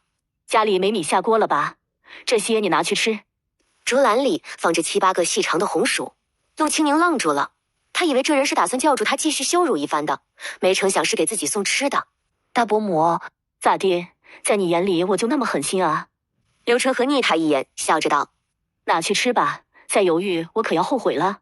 还有昨天的蛇肉，帮我跟你爹道声谢。”陆清宁如释重负，脸上漾起灿烂的笑容。好。陆清宁接过竹篮，快步走回家。第二天清晨，陆清宁起来后，陆老爹却依然躲在被窝里。陆老爹并不开门，只在屋里回应他：“阿宁，要不今天你自己去吧，我就不去了。”为啥？你不去我咋去啊？县城他还没去过，原主也没去过，连方向都搞不清楚，咋去？屋里安静了一下，随后门打开了。我去不了了。陆有田从门背后钻了出来，陆清宁往后退了一步，这才看清楚陆老爹的右眼肿成了一条缝，1/4的脸鼓了一个大包。你这是咋了？陆有田觉得很丢脸，偏过头说道：“还能咋了？被蜜蜂蛰了呗。”本来眼睛肿了就有些滑稽，再加上他现在的表情，看着着实心酸又好笑。陆清宁非常没有道德的笑出声：“呵呵，你不是说有你出马，战无不胜吗？”“嘿，你个臭丫头，嘲笑起老子来了！”陆有田哼一声，开始将他往外赶。“快去吧，别搁这杵着了，等菜呢。”说完转身回屋，拿出10个铜板拍到陆清宁手里：“你在村口等一下，应该过不了许久就会有驴车经过，花5个铜板就能直接到城门口。行了，赶紧去，记得把户籍带上。还有，路上紧着点身，别让人把钱摸了去，不然进不了城的。这可是咱们家最后几个子儿了。”“知道了，知道了。”城门有几个腰间挂着佩刀的官兵把守着，检查完户籍，收下3文钱的入城费，官兵才放行。没几人排队，很快就到了陆清宁。查验完户籍，方脸官兵将文书还给他，说道：“入城费3文。”哦，好。陆清宁赶紧去摸挂在腰间的钱袋，谁知却摸了一个空。陆清宁心里咯噔一下，低头一看，腰间空空荡荡，哪还有什么钱袋子？官兵已经见怪不怪，抬手就推了陆清宁一把。没钱杵这干什么？一边去！陆清宁彻底懵了，他下车的时候还确认了钱袋子还好好的呢，怎么一眨眼的功夫就没了？他这是遇到扒手了。大哥，我第一次进城就遭了贼，眼下是身无分文，您看能不能这样？我把这个背篓压你这儿，等我进城卖了货，再回来找你赎。方脸汉子瞥一眼陆清宁，宛如看傻子，冷冷道：“没这个规矩，有钱就进，没钱就回。”大哥，麻烦您行行好，你看我一个姑娘家，着实不容易。谁容易？我容易吗？要每天多几个你这样的人，我们还当不当差了？滚开！再不走我拔刀了！汉子已经烦了，眉头皱得能夹死蚊子。陆清宁顿了顿，试探着说道：“那要不您买不买我这金风玉露膏？这是我祖传的秘方，能润肺止咳。”嘿，我说你这丫头，听不懂人话是怎么着？招摇撞骗，骗到老子头上来了！汉子上前一步，手已经抚在了刀把上。就在这时，一道清冽的男声响起：“什么金风玉露膏？拿来我看看。”同样是穿着官服的守城兵，这个就看着顺眼多了，就是一圈黑黢黢的络腮胡，看着有点扎眼。不过还是比陈思琪那孙子帅多了。人主真应该多出来走走，说不定一下子就把恋爱脑治好了。陆清宁大喜过望，刚准备开口，就听方脸汉子毫不避讳地说道：“峰哥，你可别上当，这种招摇撞骗的把戏我见得多了，人人都说是祖传的秘方，要真是祖传的，早发财了。”方脸汉子又瞟一眼陆清宁，直接是赤裸裸的嘲讽。陆清宁哪顾得上生气，满心满眼的都是这个潜在客户，赶紧从背篓里拿出一个竹筒，打开递到那个叫峰哥的人面前。“峰大哥，你可以先尝尝，不买也没关系。这是我兑了蜂蜜熬的，润肺止咳，缓解疲劳，正适合这个季节吃。您家里要是有老人孩子，吃这个再好不过了。”男子接过，放在鼻尖轻嗅，似笑非笑地看陆清宁一眼。陆清宁这才反应过来，赶紧从另外一个竹筒里抽出一根细竹片递给他。男子拿起竹片蘸了些许，随后点点头：“确实不错，吃着香甜，还有一股清透之感。”又问：“多少钱？”陆清宁两眼放光，立马答道：“180，您要的话付我150就行。”“行，我要了，你等着，我去拿钱。”“好。”陆清宁赶紧点头，脸上不自觉就露出了笑容。“冯大哥，那我就等着你了。”大约过了1炷香的时间，男子去而复返，陆清宁成功拿到钱，100多个铜板沉甸甸一串，放在背篓里，陆清宁的心也踏实了。终于顺利进了城，看着不远处有药铺的帆布在晃荡，陆清宁快步走了过去。药铺人也多，这里临近城门，定然有许多从乡镇过来寻医问药的人。陆清宁在一旁等了好一会儿，才有药童搭理他：“问诊还是抓药？”药童木着脸问道：“小师傅，你们这里收药材吗？我有。”话还没说完，药童已经开始赶人了。“去，本来就烦，还来添乱，有没有点眼力劲儿？”刚好起来的心情立刻晴转多云。陆清宁是真忍不了了，在村里被挖苦嘲讽，那是替原主还债。他借用了别人的身子，还有个那么好的爹，所以他心甘情愿。来外边了还受这种气，上来就骂人，是不是别人不发火就拿他当傻子？陆清宁并不往外走，站在原地扯着嗓门怼道：“你要是烦，就把这份工辞了。怎么，你东家是逼你来上工的吗？开门做生意，迎8方客，话没说2句就将人往外赶，这就是你们药铺的规矩？你也不过是个为别人卖命的，只不过略微穿的平整些罢了，高贵什么呀？”原本热闹的大堂一下子安静了，所有人都看了过来。药童的脸一下子涨得通红，赶紧挤出笑容，可陆清宁却没给他说话的机会，大步走了出去。“姑娘，进来说话。”门口一位素白长裙、梳着简单发髻的女子朝陆清宁招手，白净的脸庞未施粉黛，浑身透着一股清冷感，真真像一朵清水芙蓉。“好。”陆清宁笑着应了声，走上台阶，跟着进了屋。女子问陆清宁：“姑娘，你是抓药还是？”陆清宁有些忐忑，微微摇头，回道：“姐姐，我是来卖花椒的，不知您这里收吗？”女子顿了顿，看向陆清宁，眼里并没有什么情绪，依然淡淡的：“是你自己找的？”想着别人收东西，肯定要问清楚来源，陆清宁便照实说了：“是我在山里寻的，也是运气好，偶然所得。”说完，把背篓放到地上，将装着花椒的麻袋从里面翻出来，打开给女子瞧。“您看，我都晒干了，摘干净了，都是好的。”“确实不错，你打整的仔细，是用了心的。”陆清宁大喜过望，赶紧回道：“那……”女子脸上笑容更甚：“那我就收了，850文一斤，如何？”谁不想跟美女做朋友呢？哪怕多说会儿话，心情也能好许多。陆清宁利索点了头：“既如此，那咱们就去称重。你随我来。”女子领着陆清宁来到后院，2斤4两，是也不是？陆清宁又点头，直到女子把2两银子并40个大钱放到陆清宁手里，他才回过神来。那个姐姐，等一下。女子一顿，眉头微微蹙起，疑惑道：“有何不妥？我这里还有一样东西，您要不看看？”陆清宁赶紧拿出一个竹筒，这是我自己做的，叫金风玉露，它能润肺止咳，最适合这个季节吃了。而且它不用再次熬煮，直接吃或者拿热水化开都行，出远门带着也方便。女子拿陆清宁递过来的竹片刮了一点点，送入口中，波澜不惊的双眼好像亮了一下。入口香甜，适合怕苦的老人和孩子。你是放了蜂蜜？一下子说出别人的配方，女子深感自己失礼，羞赧一笑：“抱歉，是我唐突了。”没事，我也没打算瞒着。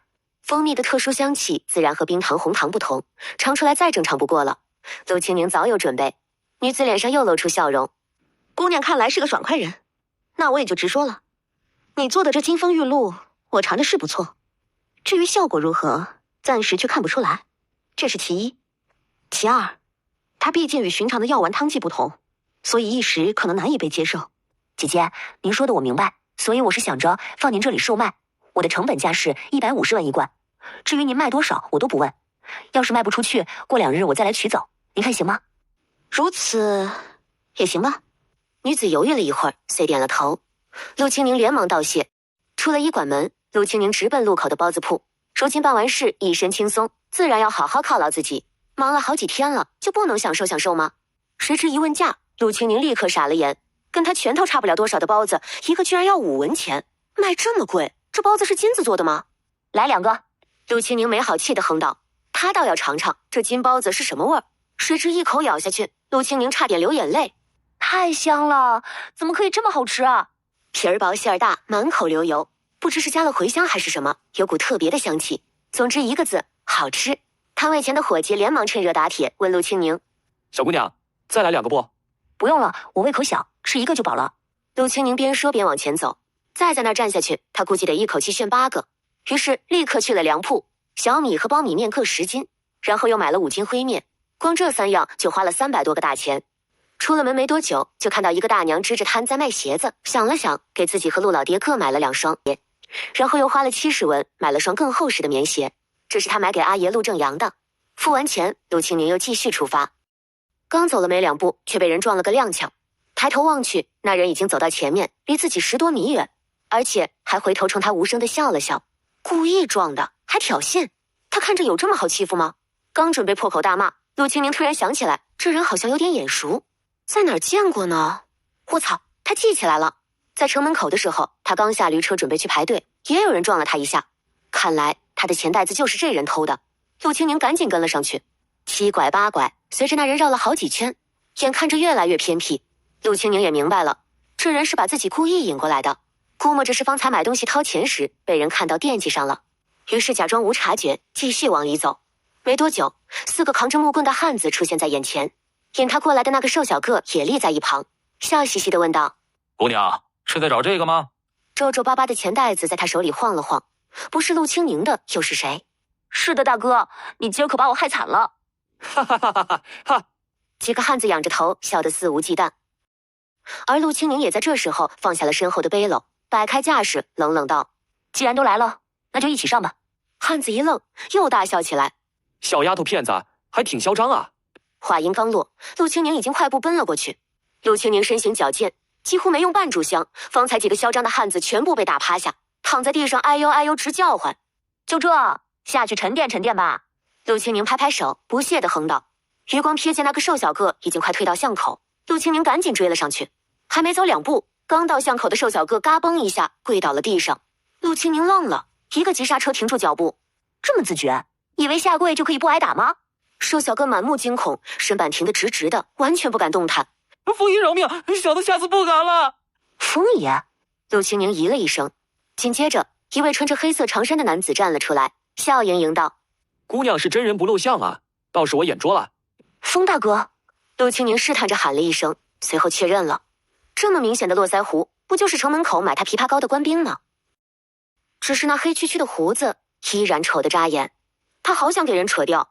风大哥点点头，抬脚就将瘦小个踢翻，从他怀里掏出荷包，一边打开往里瞧，一边问道：“你丢了多少钱？10个铜板。”风大哥顿了顿，将荷包丢给陆清宁：“拿上你的钱，赶紧走吧，这里我来处理。”说完，已经拎着那人越过陆清宁进了巷子。直到走上主街，陆清宁才停下来。今天挣了2两多银子，丢失的10个铜板也找了回来，确实是个值得庆祝的日子。接着逛街，接着买。陆清宁兴奋地掂了掂手中的荷包，突然就察觉有些不对，倒出来一看，顿时惊得目瞪口呆。10个铜板只剩4个，但却凭空多出2粒碎银子。刚刚风大哥打开看过，也问他丢了多少钱，但却依然把荷包丢给了他。他是故意的，白捡2两银子，那就更值得庆祝了。陆清宁直接买了一整块猪板油，足足有6斤多，还买了一坛苞米酒，盖子上绑着红布，看着就觉得喜庆。陆清宁一推门，陆有田就窜了出来：“你可算回来了，我方才还后悔呢，早上就不该让你一个人去，万一丢了可怎么好？”“没事儿，我这不是好端端的回来了吗？”陆有田连忙跟在身后，两眼冒光，哈喇子都快流出来了。“哎呦呦，这么大块猪板油啊，可贵了吧？哎呦呦，还有烩面，看来今晚可以喝碗面疙瘩汤了。”陆清宁直起身，没好气地说道：“爹，你能不能别只盯着吃的看？”“没有啊，我还看到喝的了，这不是还有一坛酒吗？”陆有田笑呵呵抱起酒坛子，打开盖子就准备眯一口。陆清宁赶紧夺了过来：“你被蜂蜜蛰了，不能喝酒。”“那你不是诚心气我，知道我不能喝酒，还买了馋我？”“这是我给阿爷买的。”陆有田没话说了，又去拿背篓里的鞋。“有，这双鞋真好看，毛茸茸的，看着都暖和。”“爹，这是给阿爷的。”“又给你阿爷。”陆有田哼了一声，有些孩子气的瘪着嘴说道：“那我呢？我才是你爹。”“你的不是在这儿吗？”陆清宁笑呵呵的把鞋子翻了出来，2双够不够？陆有田马上笑了，屁颠屁颠的接过：“还是我闺女好，这眼光也不错，谁买的鞋能有这么好看啊？”“爹，不，我没买，我想着咱们也不会做，还不如明儿你跟我一起去城里，咱们直接买做好的，顺便看看你的眼睛。”陆有田眼睛依然肿着，一点没有消下去的迹象。陆清宁还是有些不放心，觉得应该去看看。“不去不去，我这样子怎么去城里？今儿连大门我都没好意思出。”陆清宁努力憋住笑，打趣道：“那你不要新裤子啦，我可记得你就剩身上这一条裤子了，连个换洗的都没有。”“你就不能扯块布回来自己学着做吗？”“我跟谁学？谁愿意教我？”陆有田泄了气，一屁股坐椅子上，嘟嘟囔囔道：“要是你红莲姨在就好了，别的不说，她的针线活还是不错的。”陆清宁掀了眼皮看他一眼，哼道：“现在觉得别人好了，早干嘛去了？”陆有田一听，立刻不干了：“你还好意思说？老子不是为了你吗？”“好吧，这又是原主的一件黑历史。红莲姨是陆老爹去年娶的续弦，进门后没过多久，就将他带来的一根银簪子偷了去。红莲姨说了几句，原主就恨上了，天天在屋里跟他对着干，动不动喊他滚。原主爹疼自己的闺女，自然是百般护着。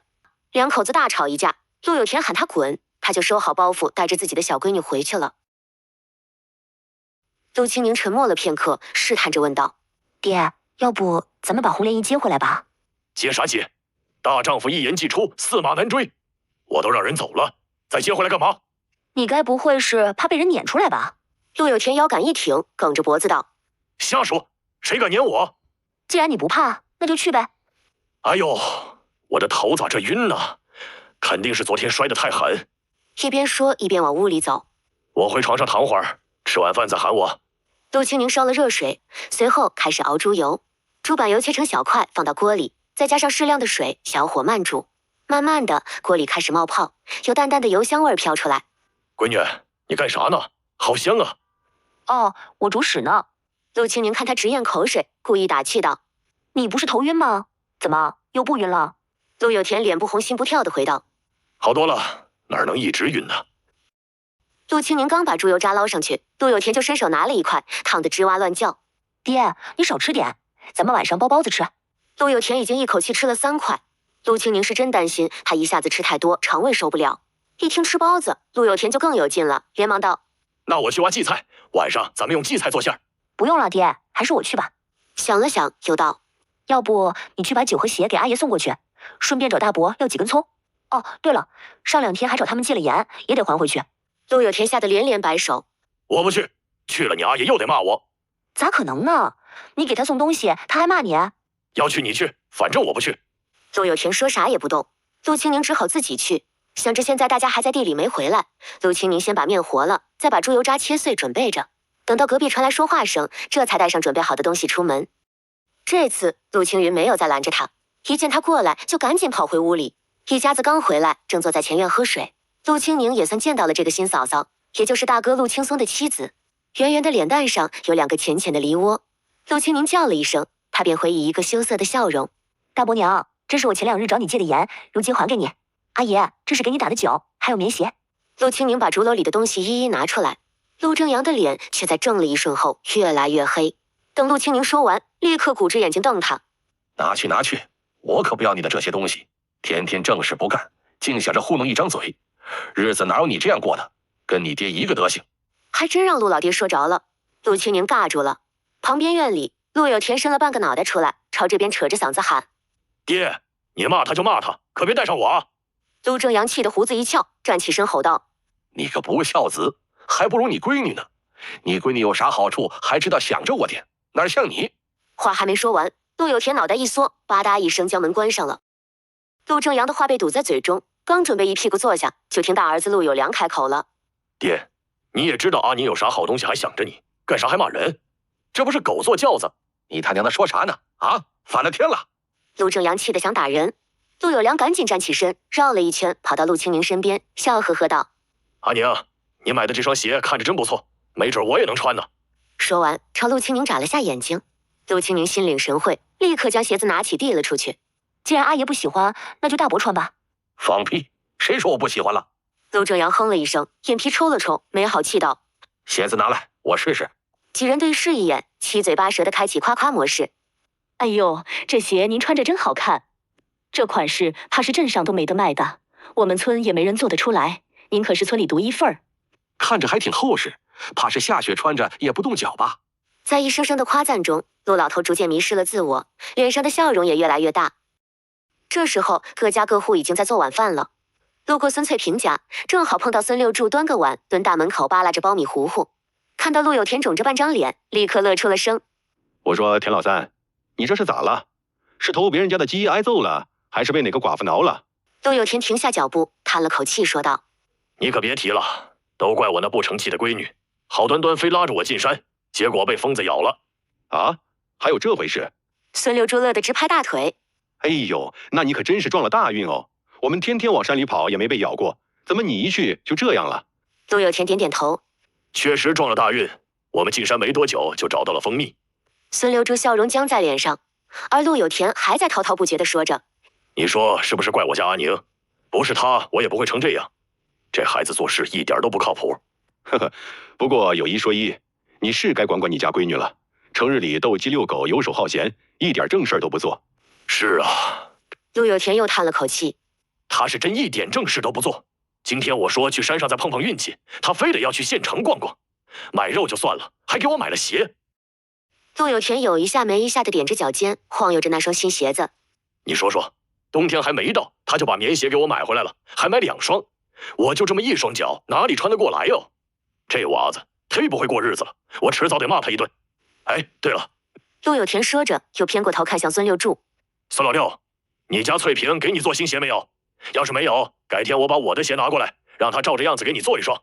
就算你们舍不得棉花，塞点芦苇絮子进去，也是一样好看的。”孙老六一张脸拉得老长，冷哼一声，端起碗进屋里去了，门板都被他摔得震天响。陆有田打了个响亮的哈哈，疼得龇牙咧嘴，眼泪都差点飙出来，缓了一大口气，才继续往前走。等陆有田神清气爽哼着歌回来，已是半个时辰以后。看着陆清宁手指翻飞，转眼看一个胖嘟嘟的包子出现在手掌，陆有田张大了嘴巴：“闺女，这包包子的手艺你在哪儿学的？”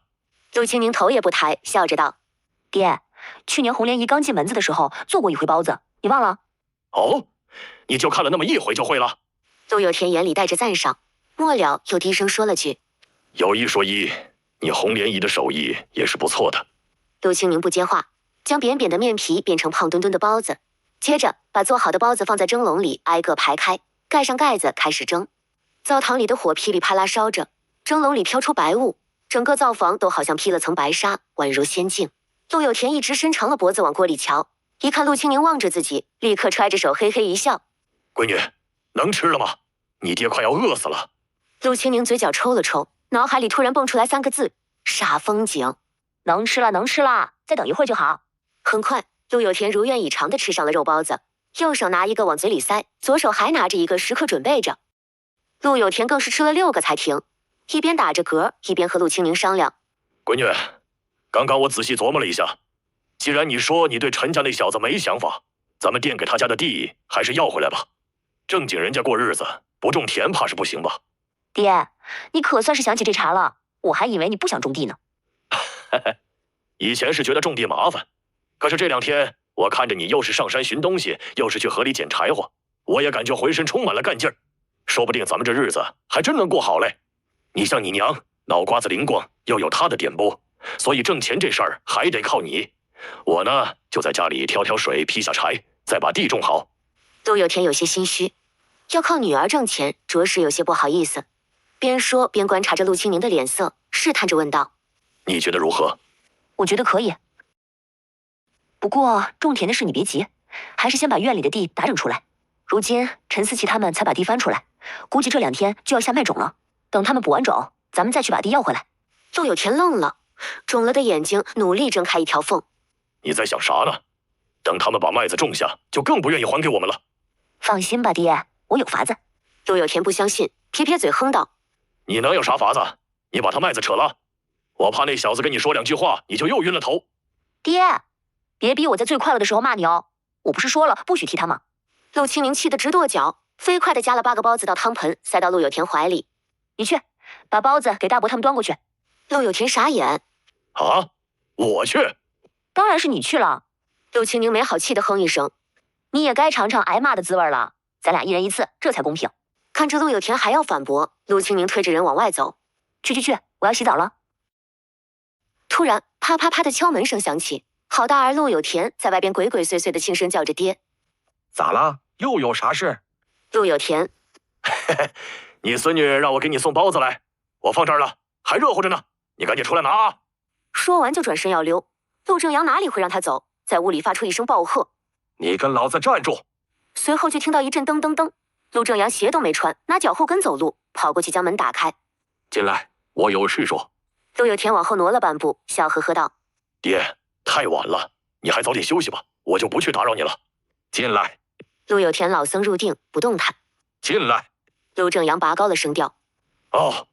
陆有田垮起个屁脸，抱着盆进了屋。刚到卧房门口，就被陆正阳一顿数落：“真是耗子放不得隔夜食，买的烩面是不是一顿给霍霍光了？吃2个尝尝味儿就算了，居然做这么多，他不懂事，你也不懂吗？”爹，你咋这样说？早知道就不给你送来了，我又不是吃不下。陆有田小声嘟囔，陆正阳却更气了：“老子生你养你，一把屎一把尿把你拉扯大，吃你2个包子还吃不得了？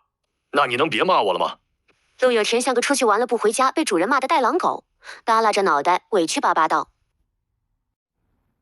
家里有个女儿教育我就算了，隔壁住着的老爹还把我当狗训，儿子还要不要活了？”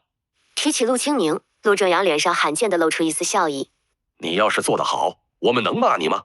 我看啊，阿宁都比你懂事。”陆有田依然耷拉着脑袋：“是，您说的对，谁叫你孙女有本事呢？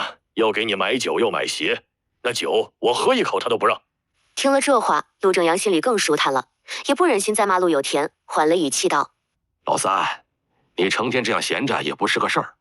等麦子种上了，老大准备去县城的码头上找活干，你也跟着去，也好挣点钱留着过年。”陆有田连连摆手：“那码头上风吹得跟刀子刮一样，哪是人待的地方？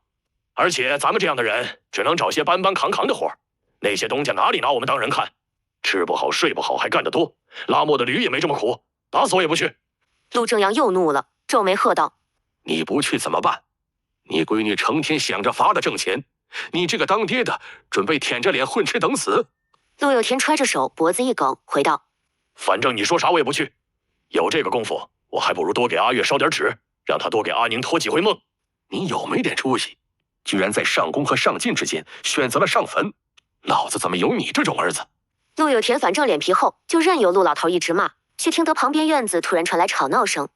跑出去一看，见5、6个村民正在陆有田的大门口站着，为首的一个小个子大力拍着门板。陆有田嘴一抹，就赶紧跑了过去，绕过人群挡在大门口，与村民面对面站着。干啥？大晚上的砸门，你们是土匪啊？领头的居然是孙翠萍和孙六柱父女俩，然后就是他们左右隔壁2户邻居。面对陆有田，孙翠萍一点都不怕，一张本来就挂着彩的脸勾起一抹嘲讽。有田叔，听说你家青宁今天去城里了？陆有田愣愣地回道：是啊，咋了？孙翠萍转头与其他人对视一眼，又问：听说还买了猪板油，给你买了新鞋？陆有田依然点头，甚至还甩了甩脚。是的，我正穿着呢。咋样，是不是蛮好看？这人还炫耀上了，众人是又无语又生气。孙六柱忍不住了，急不可耐地质问他：田老三，你欠着我们的钱不还，居然吃肉买鞋子，是不是想赖账？对呀，有钱不还，只顾着自己享受，太过分了，把钱还给我们。众人气势汹汹，吵闹非凡。陆清明在里面也听到了，不过正好在洗澡，等他穿好衣裳鞋子出来，那几人已经骂了一轮了。陆有田正挺着胸脯跟他们对骂：我说不还了吗？我吃什么穿什么还要经过你们同意？一看陆清明露面，孙翠萍立刻将矛头对准他：哟，缩头乌龟，你还敢出来？我又没做亏心事，为何不敢？没做亏心事。孙翠萍笑了，转头看向众人：叔叔婶婶，你们听听，他说他没做亏心事，好笑不好笑？欠着钱不还，你还理直气壮，脸皮真够厚的，真是有娘生没娘养的玩意儿。我话没说完，陆清明已经一巴掌扇到他脸上。孙翠萍被打得身子一歪，捂着脸满是不可置信：你打我！陆清明冷笑：打你就打你，还要挑日子吗？反正原主恶名在外，一言不合就打人，不过是常规操作罢了。陆清明乐得继承他的优良传统。前2日才在陆清明手底下吃了亏，要是2人迎面碰上，孙翠萍肯定发怵。可如今他爹在，还叫了好几个人给他撑腰。孙翠萍胜券在握，挥着拳头冲上去：你敢打我，贱丫头，我跟你拼了！陆清明就等着他来呢，一个侧身，孙翠萍就摔进了屋里，直接摔了个狗吃屎。随后大门一关，骑在孙翠萍身上，对他又是一顿揍。孙六柱慌了，指着陆有田喊：田老三，你就这么看着你闺女欺负我家翠萍？陆有田挑眉一笑，回道：你就说你家翠萍该不该打吧，老子骂你有娘生没娘养，你不打我还得给我磕个头呗。孙六柱的老娘确实在他2岁的时候就没了，这算是戳到了他的痛处，暴喝一声就要冲上来。他妈的，老子跟你拼了！结果还没踏出去呢，却被陆有良和陆青松父子俩一左一右抱住了。孙六柱挣扎好几次都没挣开，气得眼通红。什么意思？一家子欺负我一个是吧？欺负我们老孙家没人呐！刘春和在一旁笑着劝道：孙老六，怎么年纪一大把了，脾气还这么糟？小孩子打个架，咱们大人就别掺和了吧？这么多年不都是这个规矩吗？你要是动了手，那就是你们姓孙的和我们姓陆的2个家族的大事了。孙六柱没办法，又急得不行，听着里面翠萍的哭喊声，心如刀绞，只得将希望寄托于跟他一起来的几个邻居。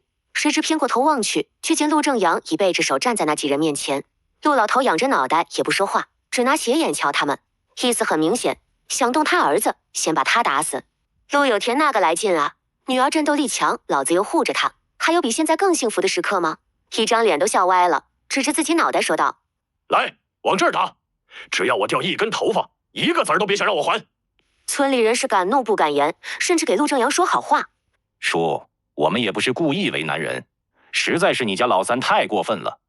他欠着钱不还，却在家里大吃大喝，你说谁看了不生气？陆正阳老脸有些发烫，梗着脖子道：他没说不还，不是还有20来天吗？你们慌什么？要是以前，陆正阳这时候已经转身去骂陆有田了。就在这时，陆清明吧嗒一声将门打开了，一副气定神闲、云淡风轻的模样走了出来，后面跟着一瘸一拐的孙翠萍，头发散乱，张着嘴大哭：爹，快去叫李正，陆清宁他打我。对比偷东西的那几个汉子，陆清宁真的对孙翠萍手下留情了许多许多。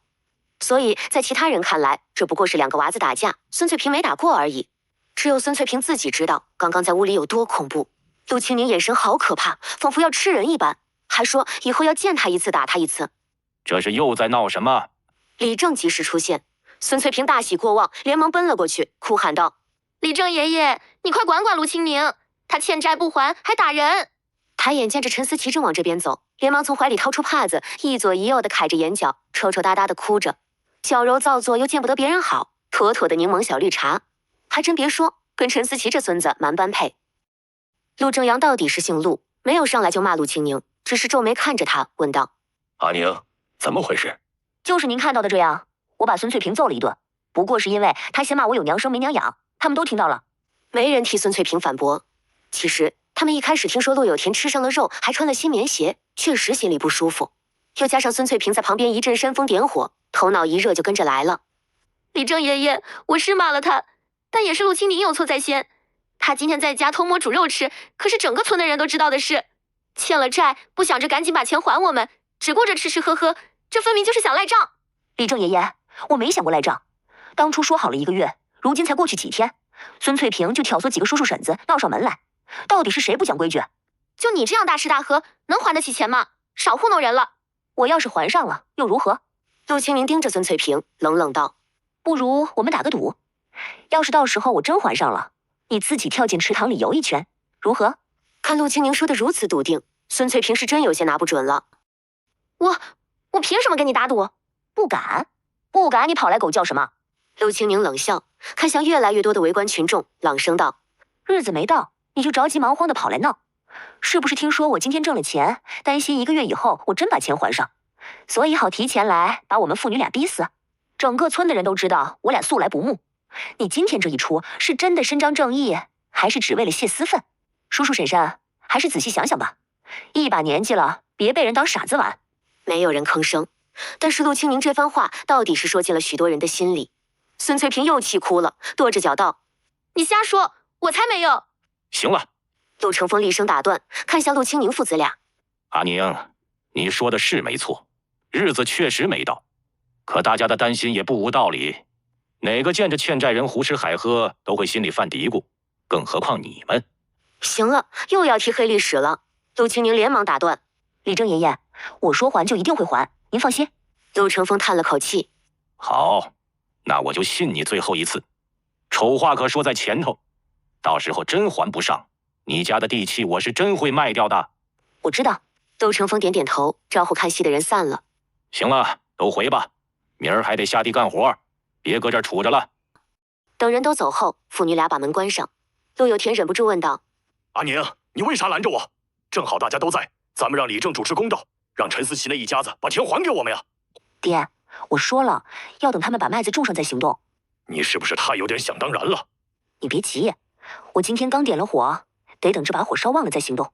陆有田眼睛一亮，忙问：“啥火？你咋烧的？”您别问，等着看就行了。陆清宁没有多说，实在是这事儿不能跟他说。他今天挣了钱的事没有藏着掖着，都没提醒陆老爹低调点，为的就是让村里人知道。陈思琪自然也知道了，只要人一着急就会办错事，那原主的杀身之仇就能报了。读书人最好面子和名声，到时候什么田银簪都让他双手奉还。第二天一大早就往山里跑，整个山头都被他这几日差不多摸了个遍，辣椒也摘了许多。陆清宁连夜将辣椒洗干净剁碎，又给了20个大钱，找大伯娘买了许多大蒜头，切成末，再和剁辣椒拌在一起，做成了剁椒酱。打算明天去县城试试。既然要去县城，陆清宁一咬牙，把枇杷膏也做了。这一次他把钱藏得好好的，没被人顺走。不过在官兵查验户籍的时候，却并没有在城门口看到方大哥的影子。陆清宁望了一圈，只看到上次那个凶巴巴的方脸汉子，便拿着2个装了剁椒酱的竹筒找了过去。方脸汉子很快就将人认了出来，十分不耐烦：“怎么，又来找我卖你的祖传秘方？”陆清宁淡淡一笑，试探着问道：“大哥，风大哥今日不当值吗？”“关你什么事？怎么看着他面上好忽悠？”陆清宁忍住想翻白眼的冲动，笑容更加灿烂。“是这样，上次他帮我解了围，我心里是一直感激他的。我们庄户人家没什么好东西，这是我做的一点吃的，蘸馍馍配粥都可以，麻烦您帮我带给他，过个3、5日就能打开吃了。”方脸汉子怔了一瞬，随后语气竟然有所缓和：“姑娘，我看你年纪小，好心提醒你一句，别自讨苦吃。”陆清宁愣了：“大哥，这话啥意思啊？滴水之恩，涌泉相报，不是应该的吗？”没有他，陆清宁就进不了城，而且别人还多送他2两银子，投桃报李他还是懂得的。行了，你执意如此，那就给我吧。陆清宁连忙把竹筒递过去，好好道了谢，背着竹篓出发。去了医馆，那位美女姐姐刚好在，看到陆清宁，立刻露出笑容：“你来啦，我可盼了你2天了。陆清宁脸上笑容更甚，忙问道：“怎么了？是那金风玉露膏卖出去了吗？”女子笑着点头：“没用2天就已经卖光了，还有好多人要呢。可惜当初我也没找你要个地址，都不知道该如何寻你。”陆清宁没想到能卖这么快，连忙把装着枇杷膏的竹筒都拿了出来。正好，我昨日刚做了些出来，货又能补上了。女子脸上僵了一瞬，说道：“姑娘，我正想跟你说这事儿呢，不知可否借一步说话？”陆清宁愣住了，有种不祥的预感在心中腾然而起，点头道：“姐姐，您但说无妨。”女子将陆清宁带去了后面的茶室，给陆清宁倒了茶，又拿出个陶罐放到他面前：“你打开看看。”陆清宁狐疑地看他一眼，随后打开盖子，里面是黑褐色的液体，比他熬的枇杷膏更加浓稠，少了些蜂蜜的花香，闻着却依然甜丝丝的，还有一些别的味道，他没闻出来，应当是药材，但是他确定这就是枇杷膏，而且是改良版。女子脸颊染上红晕，在他对面坐下，言语中带着些哀求：“你先别恼，先听我把话说完，行吗？”陆清宁呆坐在原地，木然的点头。女子又道：“这事儿，我实在觉得有些难以启齿。可事到如今，我也不愿蒙你。我那祖父是个爱折腾的性子，看到你拿来的金风玉露膏，就老毛病犯了。”女子絮絮叨叨的说完，陆清宁也听明白了。老人家醉心于医术，对陆清宁拿来的新花样自然十分感兴趣，于是花了2天研究。一研究，那就一发不可收拾，研究出个更好的版本。蜂蜜换成了冰糖，里面还加了川贝等药材，不仅效果大大提升，成本还降低了不少。女子小心观察着陆清宁的脸色，接着说道：“无论如何，这最原始的方子来自于你，也是我们对不起你。但我做小辈的，实在是劝不住这倔老头，所以……”陆清宁不说话，不板着脸，当然也没有笑容，一副你继续说的模样。女子叹了口气，转身出门，随后拿了个小匣子回来：“这是我的一点心意，还望你万万要收下。”匣子里躺着4个大银锭子，闪闪发光。陆清宁承认他被晃了眼睛，40两银子，他要卖300多罐枇杷膏。姐姐，说实话，起初听到这个消息，宛如晴天霹雳。要说我一点都不难过，那真是哄你。但是我觉得吧，人与人相处就在一个诚字。若是今天换了别人，他大可以不告诉我，甚至还没进门就将我赶了出去。就算告到官府，我也没把握能赢。所以你能如实相告，我敬佩你的品格。但若是感激，那就太假了。想必您也知道，这个枇杷膏可是长久的生意，以后别说40两了，就连400两甚至4万两都有可能赚到。不过你以诚待我，我也愿意交你这个朋友，所以这40两我收下了。你能这样说，我真的很高兴。一向云淡风轻的女子，如今却激动不已，差点就站了起来。妹妹，以后你有什么难处就跟我说，只要我能帮你的，一定尽心尽力。好，那我就先谢过姐姐了。我叫心怡，你以后就唤我的名字好了。陆清宁点点头，问道：“不知姐姐姓什么，又是哪2个字？”我就姓心，取自心怡花，好美的名字。陆清宁记得没错的话，未开放的玉兰花就叫心怡。我叫陆清宁，草色青青，柳色新的青，安宁的宁。2人互报了家门。陆清宁适时地将剁椒酱拿了出来，有些不好意思地笑笑：“本来是特意给你带的，现在拿出来，倒像是我为了40两银子讨好你一般。”你这说的什么话？要讨好也是我先讨好你。宁妹妹如此聪慧，以后说不定我要沾你的光呢。心怡捂着嘴笑，又问：“妹妹做这个也是打算拿来卖？”陆清宁点点头，嘴角带着一丝苦笑：“可惜这东西不多，估计卖不了多少钱。”你做了多少？不多，家里还有这么2坛。陆清宁边说边比划：“不知妹妹打算卖什么价钱？”陆清宁挠着头想了想，回道：“1坛怎么着也得卖个7、8两吧。这玩意儿可是限量版，而且还把他的盐都霍霍空了。那这样，妹妹直接卖给我吧，2坛我都要了。”啊！陆清宁傻了眼，这么多，你吃得完吗？你都说了，咱们是朋友嘛，我自然是要捧场啦。再说，我家还有个老顽童，最爱这些新奇的东西，你这个吃食正对他胃口。随后，心怡又给了他20两，直到出了医馆门，整个人还晕乎乎的。有了钱，陆清宁第一时间去了铁匠铺子。不过铁匠铺却只有2把小巧的弓箭，陆清宁试了试，不太满意，跟小孩子玩具似的。掌柜，就没有大点的吗？你是买了给谁用？我自己用啊。你用？络腮胡眼睛瞪得溜圆，陆清宁可不想随便装逼。再说他也没办法当场表演个胸口碎大石，径直说道：“您就说有没有吧。”你真要？见陆清宁毫不犹豫的点头，汉子回道：“你等着。”陆腮虎转身回了里屋，随后拿出来一张大弓，轻轻碰一下弦都能发出嗡嗡的响声，光是气势都不一样。陆清宁眼睛都亮了，立刻问道：“就要这个，多少钱？”陆腮虎发出沉闷的笑声，宛如雷响：“姑娘，这个可不能卖，已经有人定了，只是还没来拿。”又说：“你要是真想要，就先付定金，半个月后来取。”那能做小一点吗？不需要小太多，就1指长。他如今的小身板拉这张弓很有些吃力，陆清宁不想勉强自己，武器无论大小，最适合自己才是好的。随后又去布庄买了一匹深蓝色和一匹淡青色的粗布，然后又买了4床做好的棉絮，6斤和8斤的各2床，光在布庄就一口气花了近6两银子。老板娘笑弯了腰，趁着他们绑货的功夫，陆清宁赶紧去买了5斤肉，然后顺路在上次那位大娘那里买了大大小小7双棉鞋。不错，陆老爹又有新鞋子穿了，还是跟陆老头同款。急匆匆回来，伙计已经把货物绑到了马车上，将陆清宁一直送到城门口，帮着卸了货才返回。赶驴车的老头正揣着手等生意呢，连忙走过来问陆清宁：“姑娘，回去不？”陆清宁笑着点头：“回。”“那你这得加钱。”“加。阿姨，我今天包你的车，咱们赶紧走，你还能帮我送趟货。”驴车可以直接到家门口，然后再把那2坛辣椒酱带给心仪，省得陆清宁再跑一趟。陆清宁摸着背篓一侧，那里是离银子最近的地方，笑得眼睛都眯了起来。“姑娘，请留步！”一位身着黑色长衫、骑着褐色骏马的人拦住驴车的去路。陆清宁一回头，发现马上之人正是风大哥。陆清宁从马车上跳了下来，狐疑地问道：“风大哥，怎么了？”“姑娘，借一步说话。”陆清宁跟着走到道路一旁。“风大哥，有什么事吗？”“姑娘，我姓向，你以后叫我向公子便好。”向公子微微偏过脸，继续道：“当初买你的金风玉露膏，不过是我被你取的这名字所吸引，正好与家母名讳相似。后来在巷尾重逢，也不过是因为那几个毛贼我盯了许久，正是收网的时候，所以也不存在什么英雄救美或者处心积虑，你明白吗？”陆清宁不明所以，愣愣点头：“明白啊。然后呢？”“你还是不明白。”向公子微微摇头，顿了顿，似乎下定了某种决心。“姑娘，我早就在双亲面前发过誓，不见一番功业，必不会娶妻生子。所以你还是趁早歇了心思吧。”“歇了心思啊？”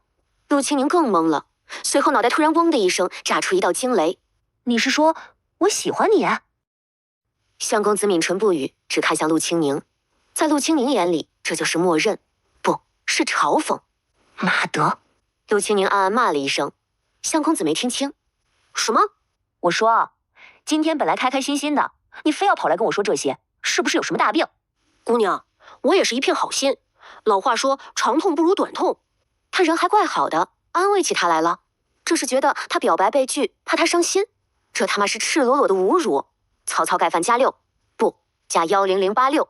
陆清宁气得拳头都捏紧了，真想直接把匕首拿出来，将这人一刀捅死。闭了闭眼睛，说道：“你个胡子拉碴的老男人，蝙蝠身上插鸡毛，你算什么鸟啊？本姑娘今年15一枝花，才看不上你这样的，少在那里自作多情。我告诉你，就算世界上男人都死光了，我也不会选你的。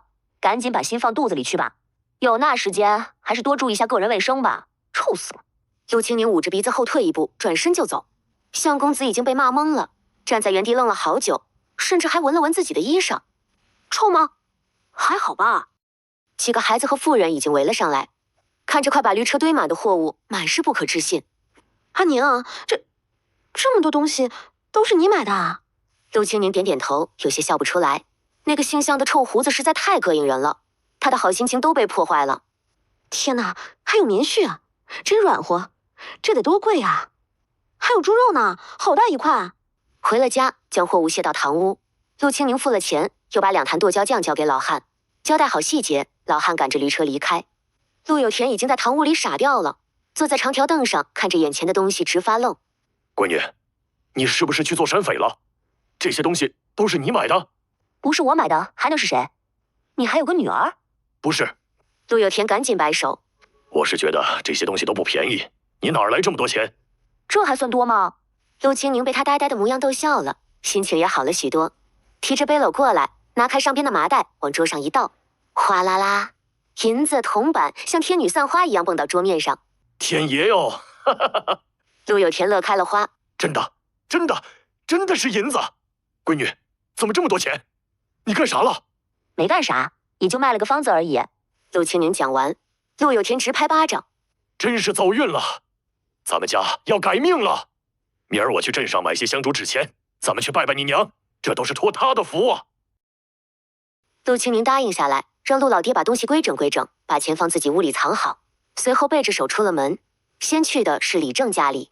原本陆清明是打算等把陈思琪那里的钱要回来，再还村里人的债。如今他有了60两银子，突然就觉得没必要让他们眼巴巴看着了，所以他找李正商量，把那些债都合计合计，按现在的物价换算成钱。晚上他拿了钱过来，统一还。李正也不可置信，胡子一颤一颤的问了陆清明3遍：“你确定？”陆清明也答了3遍。随后一老一少两人对照着欠条合计，鸡不论大小100文一只，鸡蛋1文钱一个，还有粮食等等，都按照现在市面上的价格换算清楚。确定好，陆清明就离开了。一堆账务留给了李正，老人家头发都薅掉了好多根。当天晚上，陆清明家的小院里可谓是热闹非凡，灯火通明。李正把法子一说出来，自然有人不同意。李正，这不公平啊！我家的鸡可肥得很，凭什么二牛家的是100文，我家的也是100文？李正眼睛一横，喝道：“你家的鸡有几斤？能卖几个钱？可有证据？有谁作证？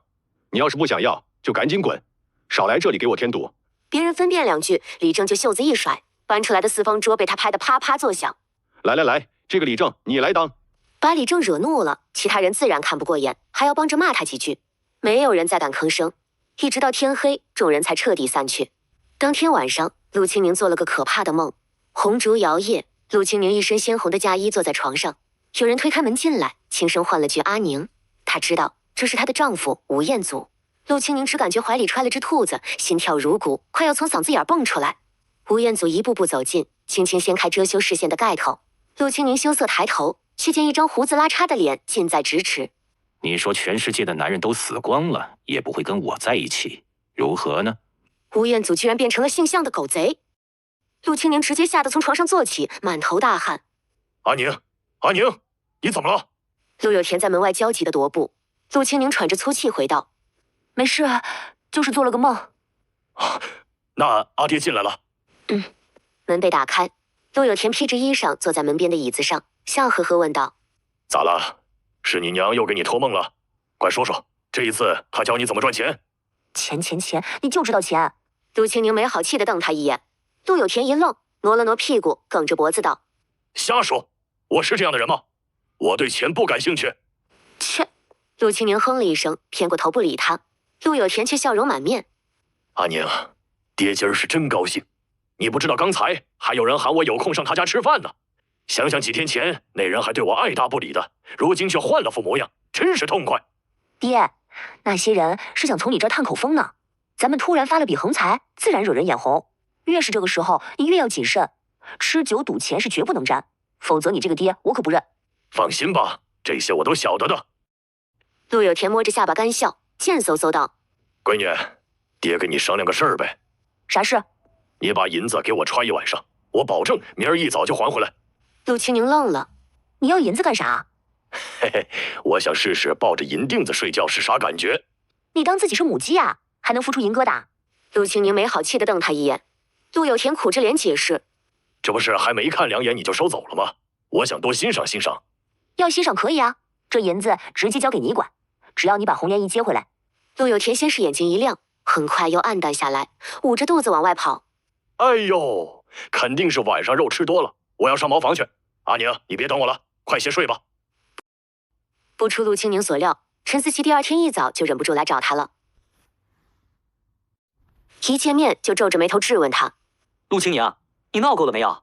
陆清明要笑死了，这人最好是一辈子发不了财，不然这个世界上又要多一个油腻霸总。我不要你觉得，我要我觉得，闹太套，他是真服了。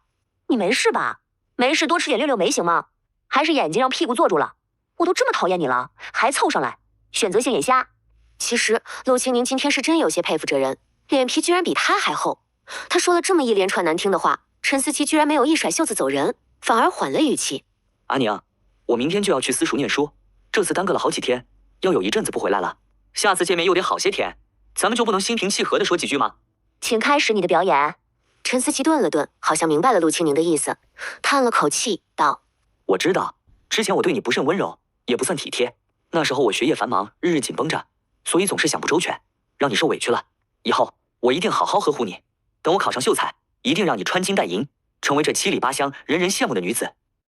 大哥，你画饼好歹撒点盐，让我尝个味儿吧。陆清宁是一点都听不下去了。别跟我扯什么以后，就说现在，先把书、盐、簪、田全部还给我。你又来了，哎。陈思琪还无语上了。我要怎么说你才明白呢？这些东西都是你对我的帮扶，你想吃果子也得施肥不是？等我考中了秀才，你可真是老母猪戴胸罩，整的一套又一套的，看见你就烦，赶紧滚吧！不还钱就别在我面前晃悠，否则见你一次打你一次。陆清宁是一点都听不下去了。陆清宁，给你机会你不珍惜，等着后悔吧。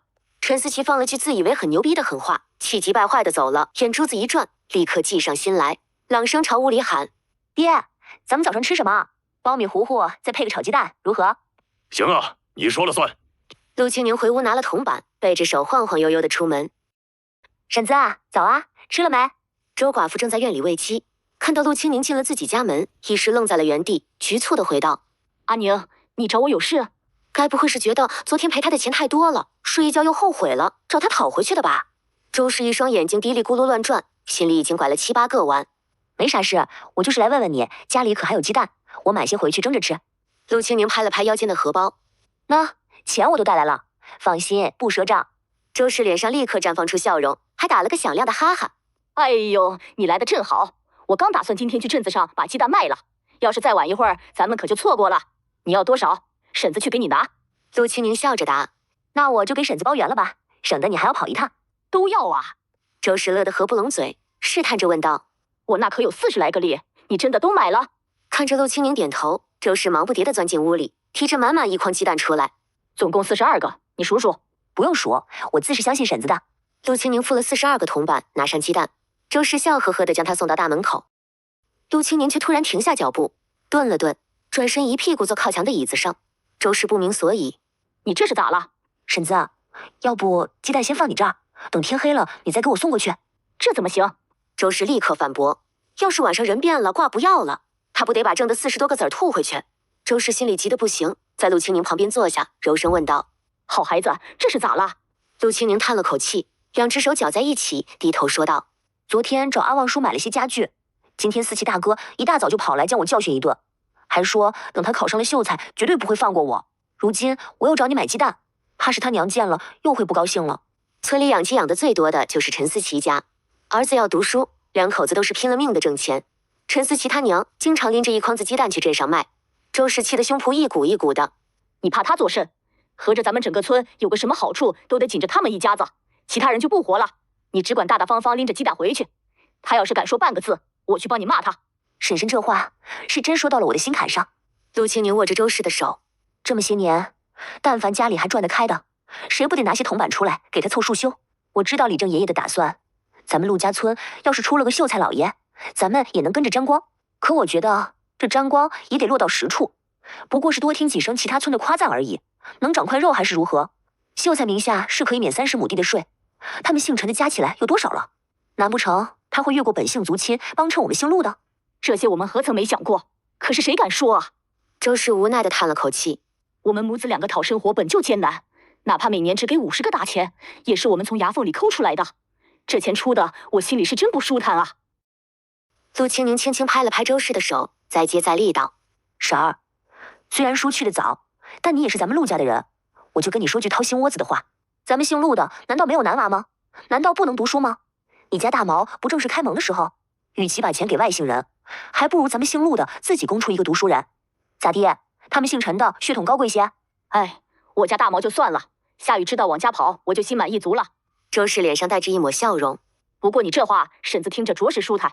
随后伸长了脖子，凑过来悄咪咪道：“阿宁，你跟婶子说句实话，你今儿整这一出是咋打算的？不会真为了买鸡蛋来的吧？”周氏再傻，也多少看明白点陆清宁的意图。陆清宁也不藏着掖着，照实说道：“婶子，我可没怂恿你去做那出头鸟，要做也是我做。那姓陈的这几年如此诓骗我，怎么着也得找补回去。”两人调了个个，现在变成周氏拱火了。阿宁，婶子说话直，你可别往心里去。陈思琪那小子，我还真看不上。说起来还是个读书人，可哪个读书人像他那般，成天跟些姑娘掺杂不清，这哪有心思做学问？你说对不？我劝你呀，还是趁这个机会赶紧歇了心思。陆清明低头一笑，回道：“婶子，我知道的。其实我以前也就是看翠萍那丫头成天追着她屁股后面跑，我也就跟着昏了头了。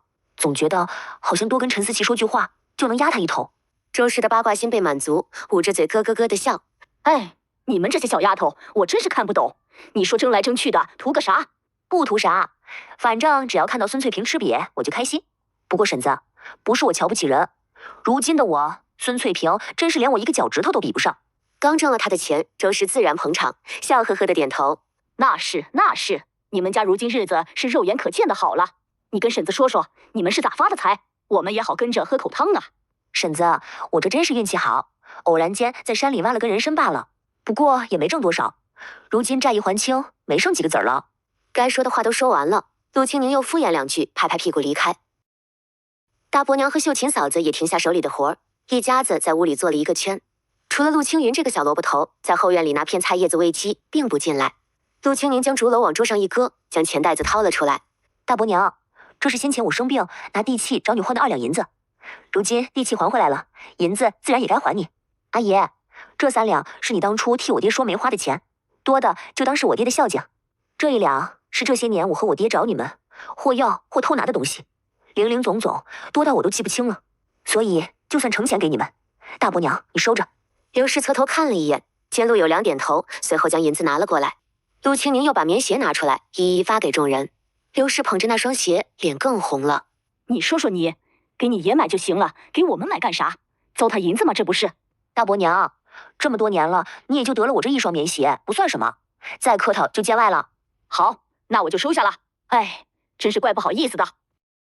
其实我还有个事要大伯娘帮忙。刘氏心领神会。哦，要葱是吧？我去给你扯。扯他家的葱已经把他扯麻木了。刘氏几乎不过脑子就问了出来。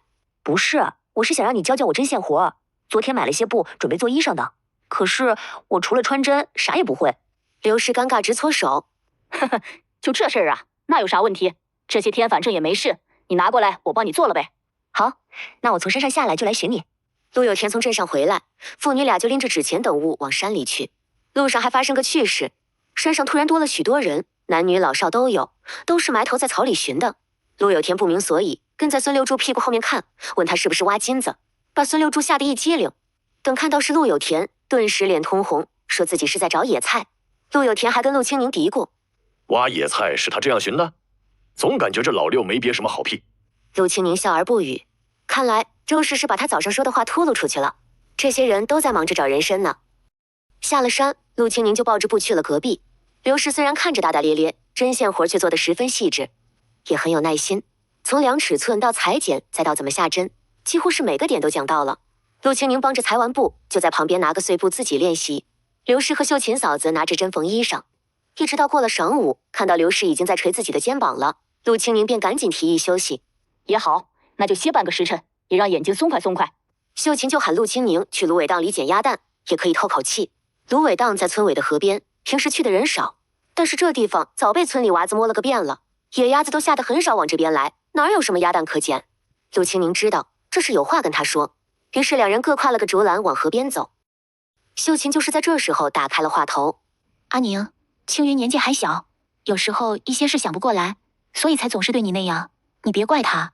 上次你送酒过来，他拦着你不让进，阿爷其实就骂过他了，可那孩子性子倔，拿鞋底子抽他都不认错，爹娘也实在不知该如何是好。我知道的，嫂子，以前是我太混账，做了许多错事，所以他对我有怨气很正常，等以后就会好的。我看难。啊？秀琴说的太小声，陆清宁没听清。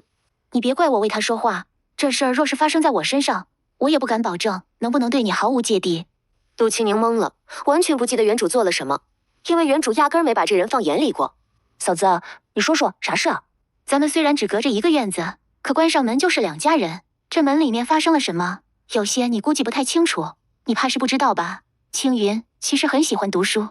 啊？这……陆清宁讪讪一笑，我确实不知道。爹就在屋里琢磨着攒个2年钱，然后送他去念书。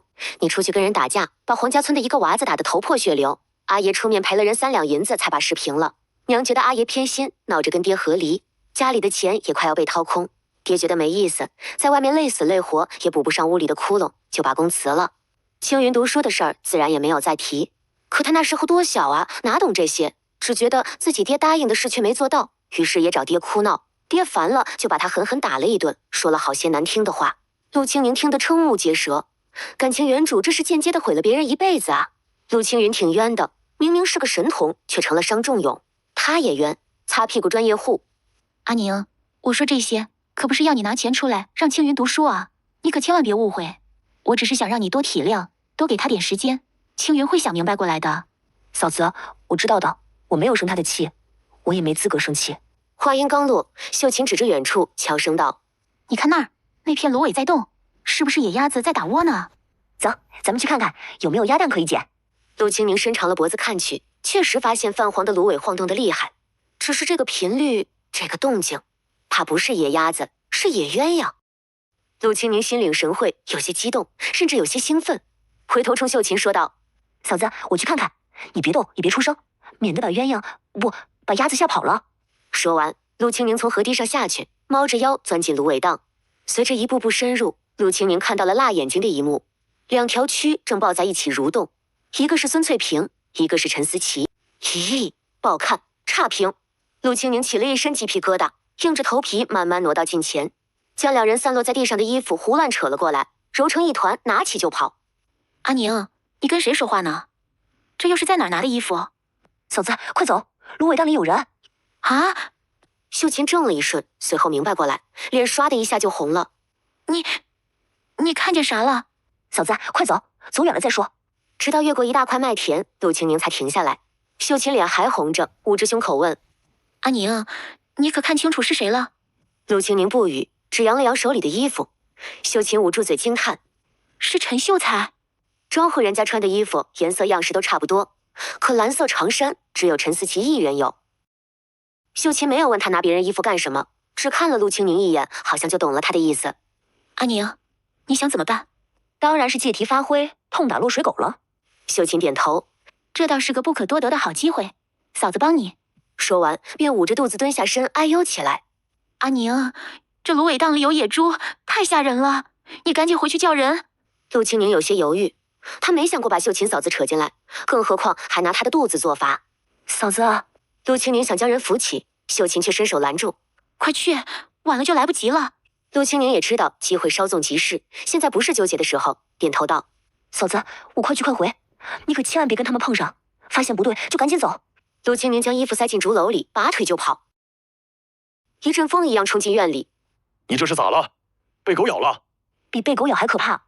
陆清宁把竹篮塞进陆有田怀里。“爹，把里面的衣服在灶堂里烧干净，必须要一丝痕迹都不留，要快。”说完又赶紧去了隔壁院子。“婶子，嫂嫂摔了一跤，你快去看看。”“青云，你去山脚下看看，试试能不能把阿爷他们叫回来。”刘氏愣了一瞬，随后急得直拍大腿。“哎呦，我的天爷哟！这才出去多久，怎么就摔着了？这叫什么事儿啊？”说完，门都来不及关，跑出去找人去了。陆清宁也出了门，边走边喊：“村里来野猪了，要祸祸庄稼了！”一传十，十传百，很快李正就急急忙忙赶了过来。“阿宁，到底怎么回事？”“李正，芦苇荡里估计是有野猪，我嫂子正好撞上，吓得直接摔到了地上。你们快去看看啊！不把野猪赶走，晚上睡觉怕是都不敢闭眼睛。”陆清宁是真的很着急，他担心陈思琪被逼急了，冲出来对秀琴嫂子发难，所以那副着急的样子，在陆成风看来就不像撒谎。又加上其他人也在附和：“要是野猪半夜跑村里来，可如何是好？听说那野猪可是连人肉都吃的。”“是啊，我的地就在那一块呢，别把我的麦子霍霍了。”于是李正毫不犹豫地叫上人，拿着锄头往村尾赶。那些不在家的也有几个娃子去山上将人找回来。刘氏比他们快不了多少。陆清宁和李正这波人赶到时，正听到刘氏嗷的一嗓子：“这不长眼的畜生，我操他八辈祖宗！”陆清宁也赶紧扑上去问道：“嫂子怎么样？可有哪里不舒服？”秀琴微微摇头，捏了捏陆清宁的手，无声吐出3个字：“人没走。”陆清宁心领神会，立刻尖着嗓子喊：“什么？你腰痛、头痛、肚子也痛？快，大伯娘，别让嫂嫂在这儿吹风了，赶紧抬回去躺着啊！”刘氏懵了，怎么回事？他来的时候问过几遍，秀琴都说他没事，怎么陆清宁一来就病了？秀琴抿了抿唇，小声道：“是有点不舒服，肚子坠坠的。”天爷呀，怕是胎不稳。走走走，赶紧回去。刘氏又急得拍大腿，和另外几个妇人一起将秀琴抬回去。你们确定看到的是野猪？它在哪个位置？陆成风有些不信。我也不太确定是不是野猪。我家嫂嫂发现那片芦苇晃悠的十分厉害，我们以为是野鸭子在那里打窝。等走近了，却听到它发出哼哼声，没敢靠近，我们就往回跑了。这就是野猪，猪的哼唧声，难道他们会听错吗？是啊，就算阿宁谎话连篇，秀琴可是个老实巴交的孩子，肯定不会拿这种事开玩笑。陆清宁，能不能不要拉踩？嘘他的时候，能不能避着他点？能不能？这倒也是。陆成风点点头，不再犹豫，直接安排人绕着这片芦苇围一圈，一点点往里寻，缩紧包围圈，把野猪赶到河里去。这样野猪就不会跑到河堤上的庄稼地里。李正爷爷，我觉得这样不妥。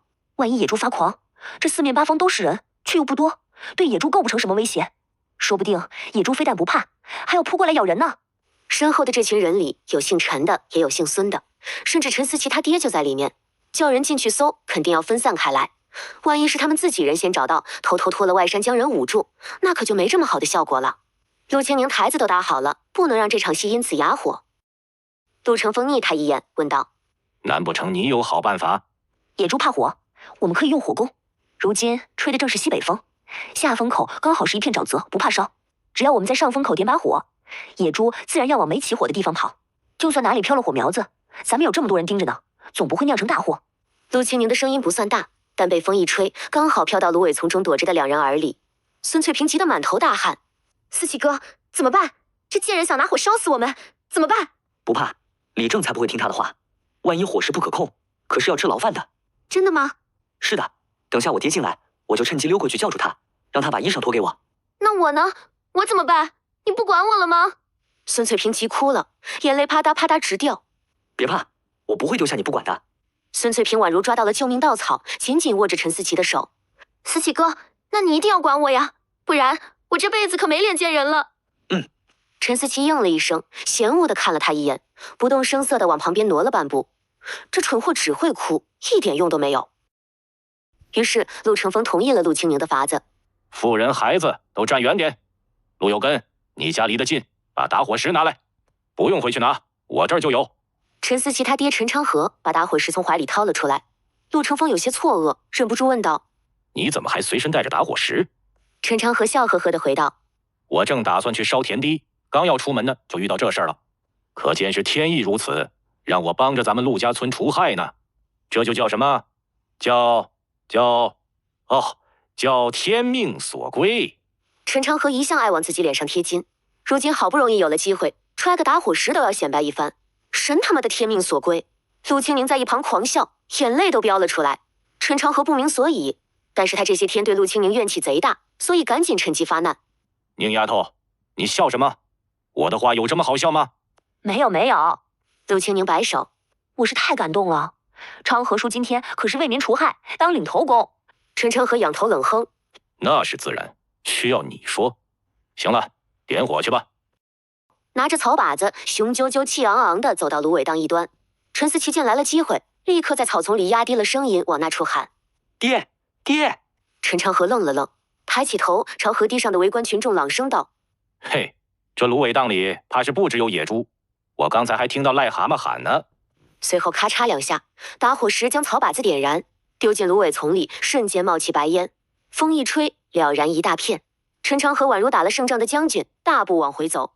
就在他要爬上河堤时，身后的芦苇丛突然窜出两个脑袋，一边啊的尖叫，一边往外跑。在众目睽睽下，陈思琪和孙翠萍一前一后的奔了出来。所有人都愣在了原地，这是什么情况？怎么办？脑子好像不够用了。小满爷站在人群后边，拄着拐，伸长了脖子往外瞧，一双眼睛顿时瞪大了不少。嚯，这哪里是野猪啊？这是毛猴子下山了。宁丫头，你眼神还没我老头子好哩。他这一声算是把所有人的魂儿给拉回来了。有人小声提醒道：“小满爷，你这眼神儿也不咋样，哪里是猴子，这是人。”人？小满爷激动了，脸上的皮绽开，腿不疼了，背也不驼了，人都年轻了10来岁，急忙往前窜了2步。什么人？谁呀？谁呀？ 60多岁，正是爱吃瓜的年纪。一个小娃娃从大人堆里钻了出去。是思琪哥，是思琪哥。随后蹦着跳着大力挥手。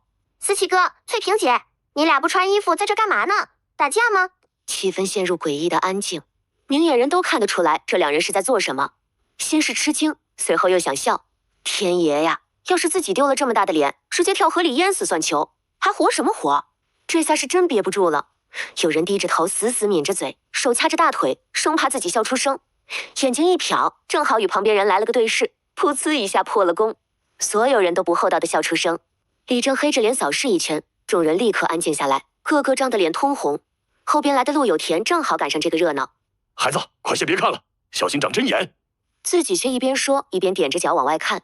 陈长河的笑容凝固在脸上。不许看，不许看，你们都别看了。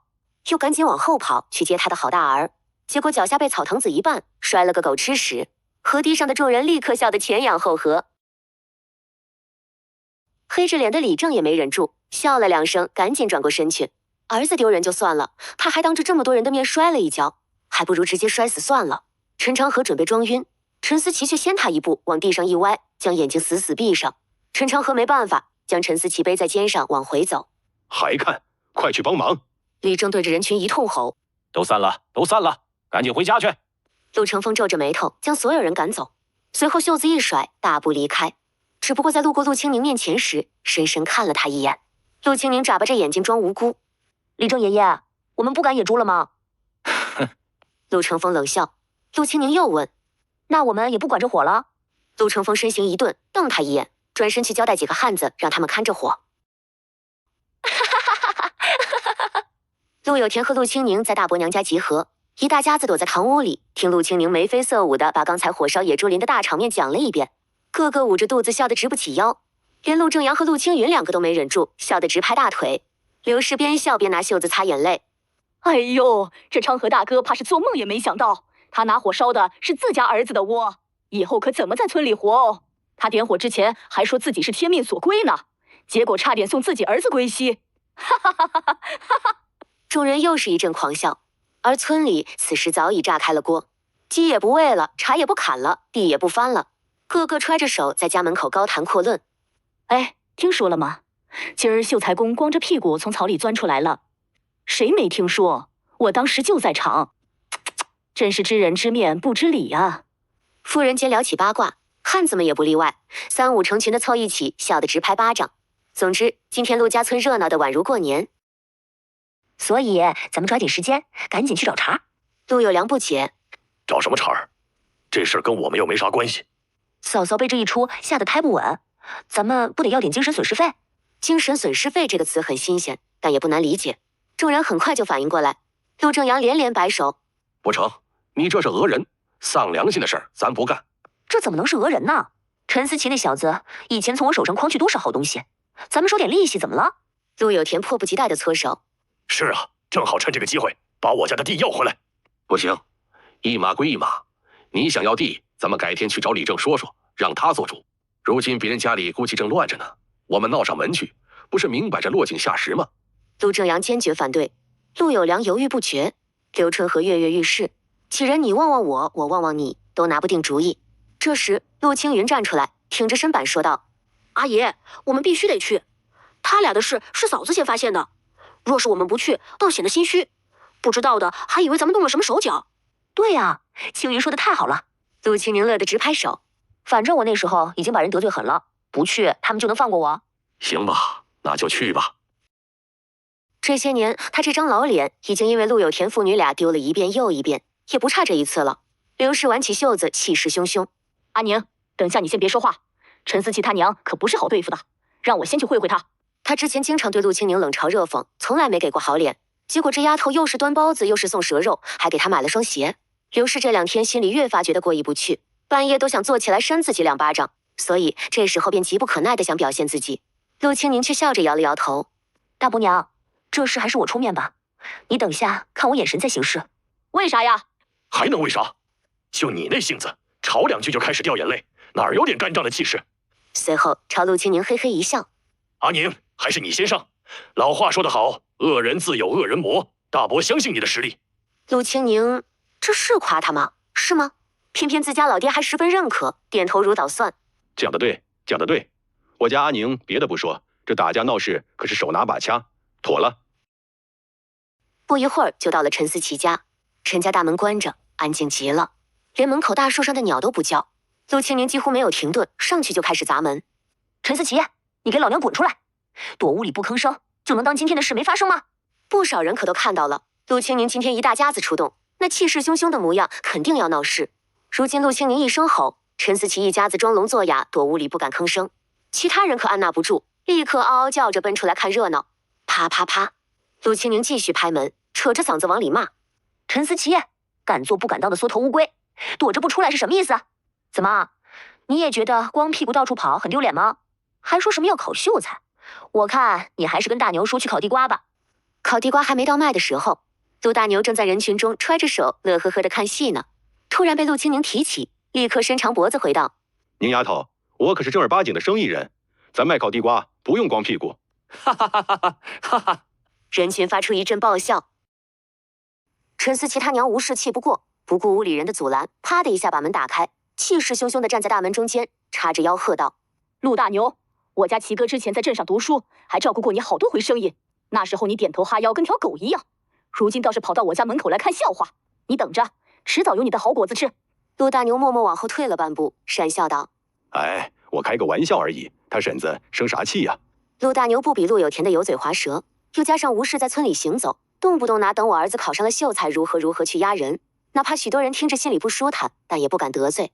大牛说：“你别怕。”陆清宁头也不回，冷冷看着吴氏：“不过是他儿子多识的几个字罢了，神气什么呀？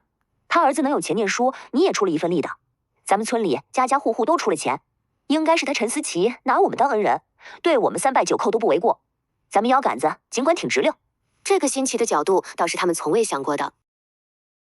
4年前，李正让他们凑钱，也有许多人不乐意。僵持了7、8天，村里突然来了个白胡子老道，说咱们村有个后生，乃是文曲星下凡，将来必然登阁拜相，有一番大作为。老道在村口坐下，只是掐了几下手指头，就将那人的生辰八字算了出来，正是陈思琪。于是那些不同意的也就利利索索拿了钱，家里困难的给个50文，日子好过点的就是100或者更多，都凭个人心意。村里人虽然心疼的直抽抽，但也怕得罪了他们。万一陈思琪以后真有出息，自己也能跟着沾光。周氏早上刚跟陆清宁聊过，自然知晓他的用意。吴氏话音刚落，立刻阴阳怪气道：“拿着我们的钱买烤红薯吃零嘴也就算了，还干出这种丢人现眼的事，就这还做学问呢？要我直接找个歪脖子树挂死得了。你给我拿过几个子儿？大毛他娘，你给我拿过几个子儿？”吴氏叉着腰，盛气凌人。周氏气得不行，往前窜几步，朗声道：“再没有几个子儿，那也是我辛辛苦苦挣的。你要嫌少，那就赶紧给我还回来。”有的人已经听不下去了，特别是陆姓族亲，他们出这个钱，心里尤其不舒服。如今吴氏还嫌他们给少了，立刻出声附和：“思琪他娘，你这话也太难听了。我们本是一片好心，你却说这种话，不如把我们的钱也都还了吧。”“是啊，拿了钱还说这种恶心人的话，太嚣张了。”“我不还，怎么着？那是李正找你们收的，有本事找他闹去啊！”吴氏一时心急说错了话，这时候后悔也来不及了，只得梗着脖子道：“少在这多嘴多舌，否则等我儿高中，你们姓陆的有一个算一个，都送去吃牢饭。”听着吴氏越说越离谱，陈思琪坐不住了，赶紧从门后出来，扶住吴氏的胳膊：“娘，咱们进去，让他们说去吧。”好不容易等到陈思琪露面，陆清宁怎么可能放他走？陈思琪，你以为听2句污糟话，这事就算完了？今天必须给我个说法。嘿，你这贱丫头，我没找你麻烦，居然还敢凑上来，以为我不知道是你在背后捣鬼吗？婶子，这话我就听不明白了，我捣了什么鬼？陆清宁环视一圈，笑着问他：“是我让你儿子大白天骗姑娘跑芦苇荡睡觉的？是我让你儿子光屁股乱跑的？”你……陈思琪双眼像淬了毒，指着陆清宁怒喝：“陆清宁，你一个姑娘家，怎好堂而皇之说这种话？”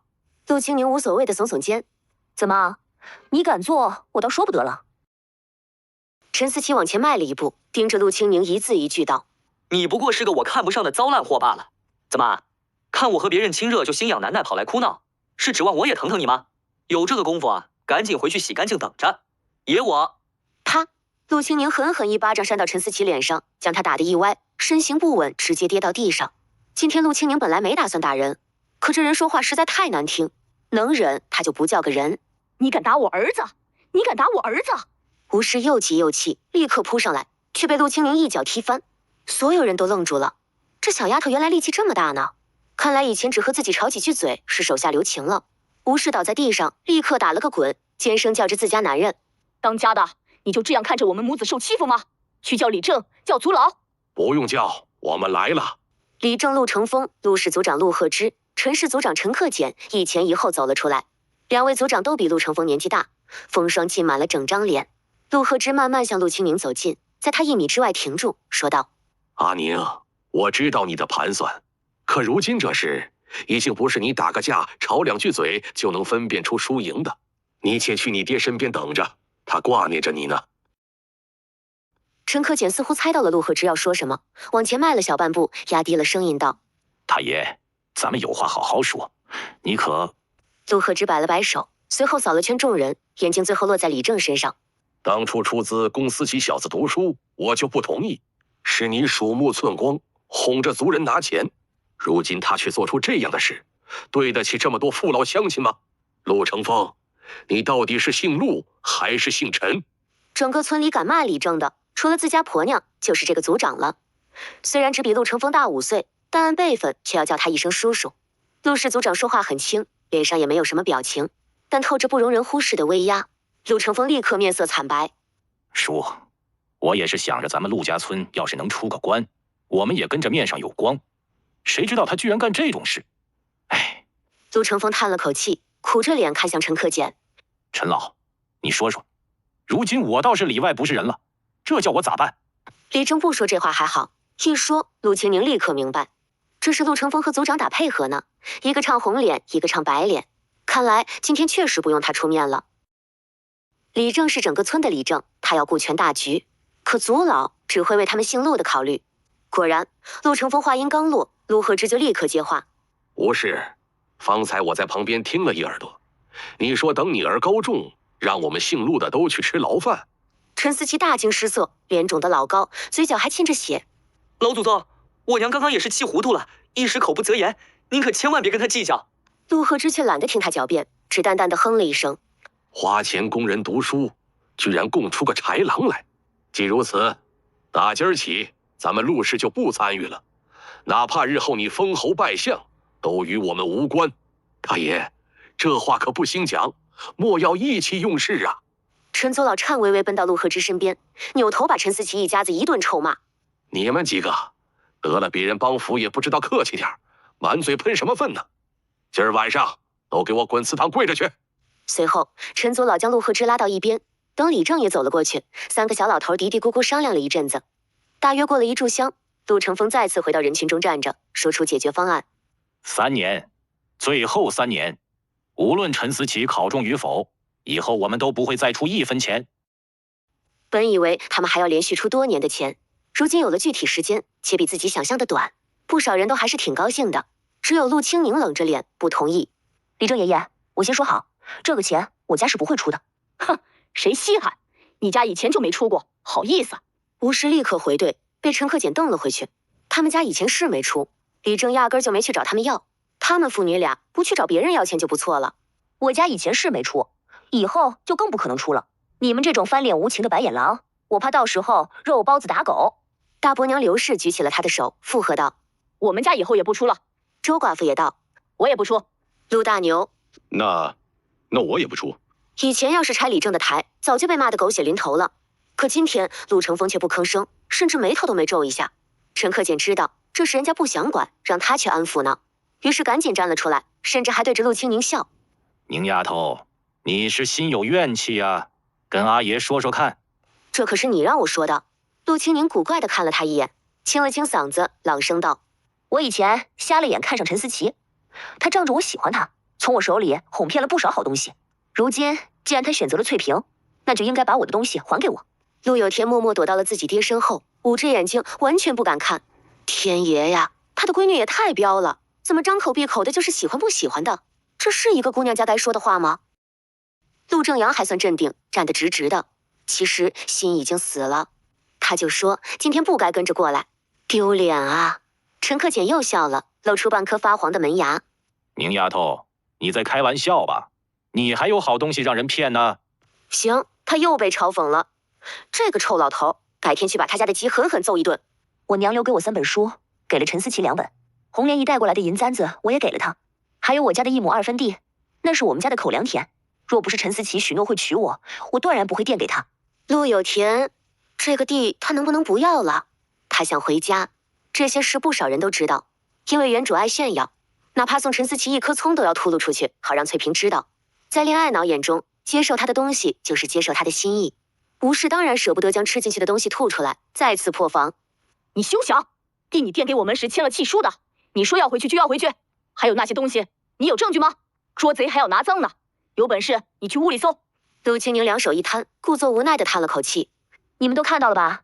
他们就是这样，翻脸不认人。行了，大家各退一步，我做主了。田他们自己种下，不好轻易收回，等明年收了麦再还回去。至于这东西，不可！陈思琪急忙站了出来。田我们现在就还，东西想都别想。不管你是否给过我，那都是情出自愿，事过无悔，怎可出尔反尔？都这种情况了，陈思琪居然都不愿意还那几样东西，只能说明他拿不出来。红莲姨的那根银簪很细，也是普通样式，陈思琪不可能赔不起，所以应该是原主娘留下来的书，不是什么凡品。既然如此，他倒是不着急要了，得先去问问价才行。万一陈思琪赔个200文将他打发走，那可就亏大了。行吧，东西的事以后再说。丑话说在前头，我家的地，你们以后不许踏入一步。要是毁了1根苗，我绝对让你们明天没米下锅。不信你就试试。行了，宁丫头，有我担保，你还怕什么呢？陈可俭笑着睨他一眼。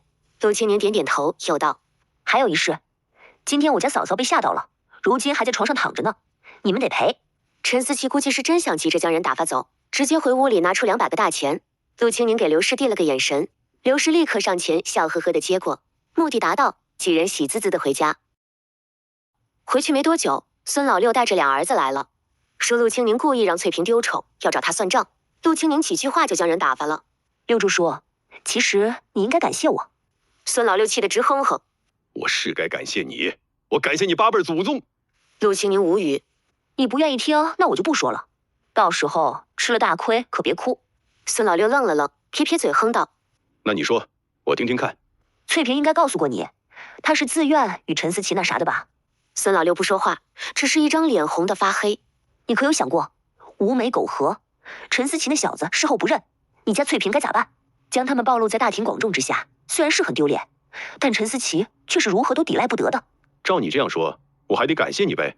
那倒是不必。陆清宁摇摇头，又道：“叔，这个时候可别浪费时间在我身上，应该是去找罪魁祸首负责啊！你们仔细想想，如今天都快黑了，姓陈的那边有个说法不？”他妈的，敢不认，老子卸掉他的腿！孙老六扛着锄头，气势汹汹地走了，直到下午才起床，去了隔壁和大伯娘们一起做针线活。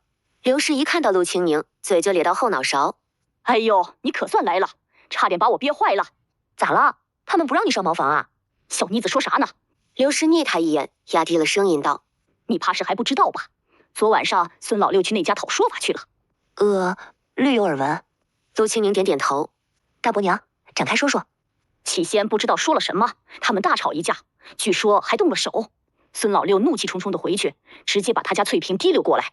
那翠萍也是有些脾性的，到了那里就直接往墙上撞。孙老六一时没拉住，居然让人见了血。可怜几个祖老李正回家饭都没吃到嘴里，又赶了过来。然后今儿一大早，陈思琪他爹就去请媒婆了。你起床前，媒婆刚从孙老六家出来。刘氏起先还说的眉飞色舞，后边声音越来越小，仔细观察着陆清宁的脸色。阿宁，你不会……大伯娘，你想啥呢？现在的我可看不上陈思琪那种人。你能这样想，就再好不过了。他当然是这样想的，他巴不得这2人赶紧锁死。不过能不能把日子过好，就是另外一个说法了。陈思琪这人拜高踩低又眼高于顶，娶孙翠萍真的甘心吗？2天以后，雨停了，陆清宁打算赶紧去镇上置办些东西回来。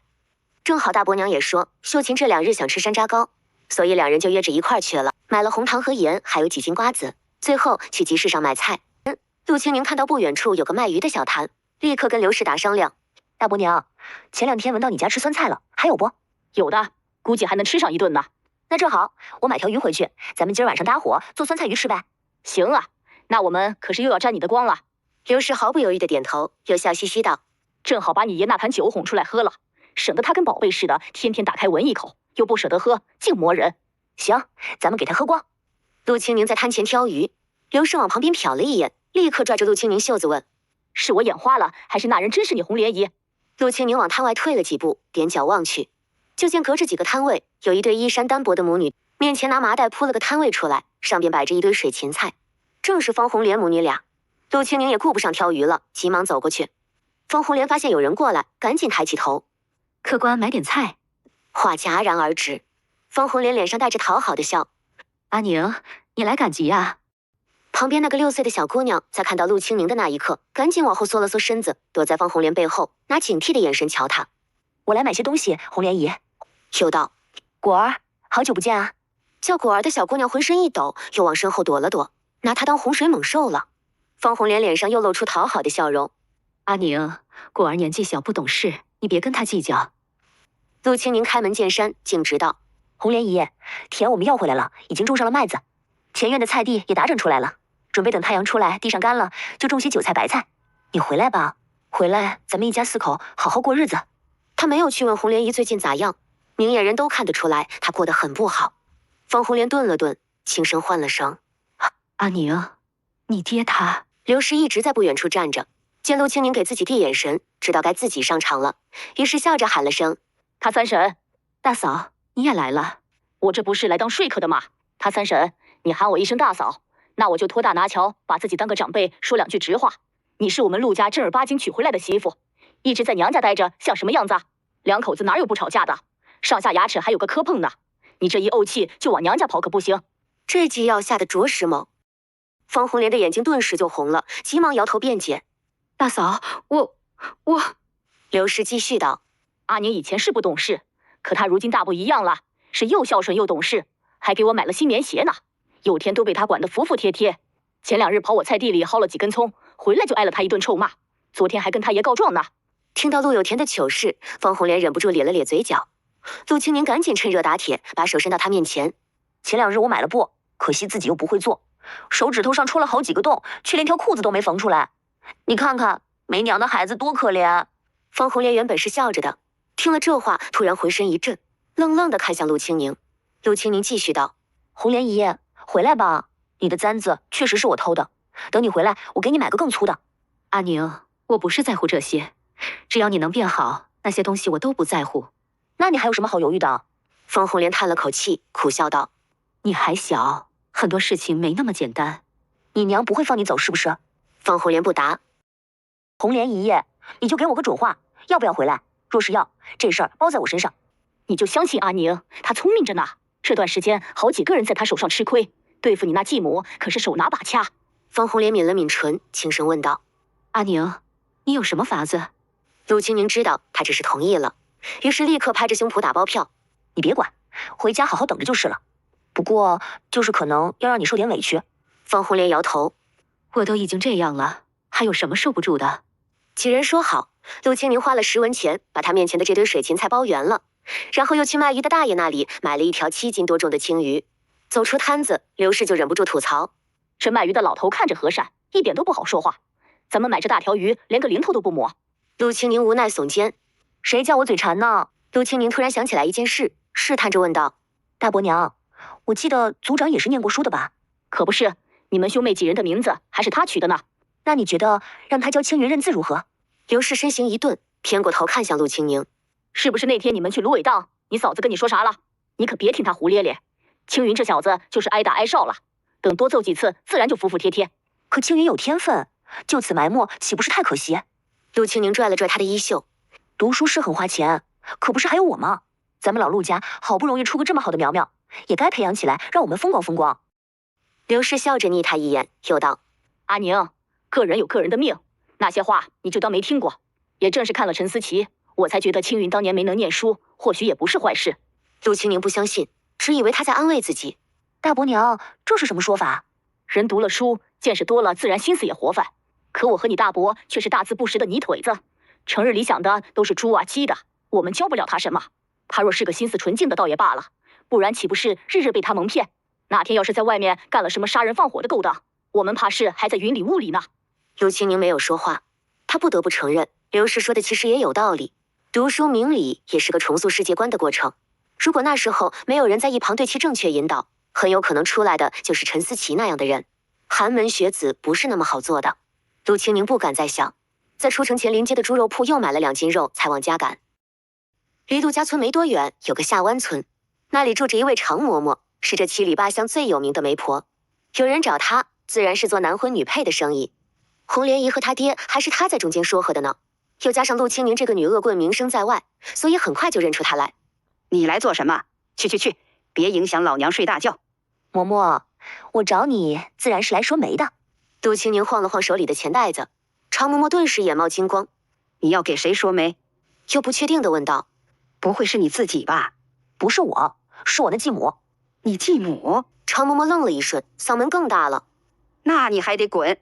老娘活了几十年了，第一次见到给自己娘说亲的。赶紧走，这种丧良心的事儿我不干。有钱不挣，您是不是睡糊涂了？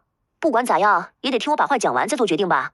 常嬷嬷也一屁股坐下，没好气道：“那你赶紧说，我让你说媒，不是真的说媒，只需要你带几句话就行。”陆清宁把自己的计划说完，将钱袋子一把拍到桌上。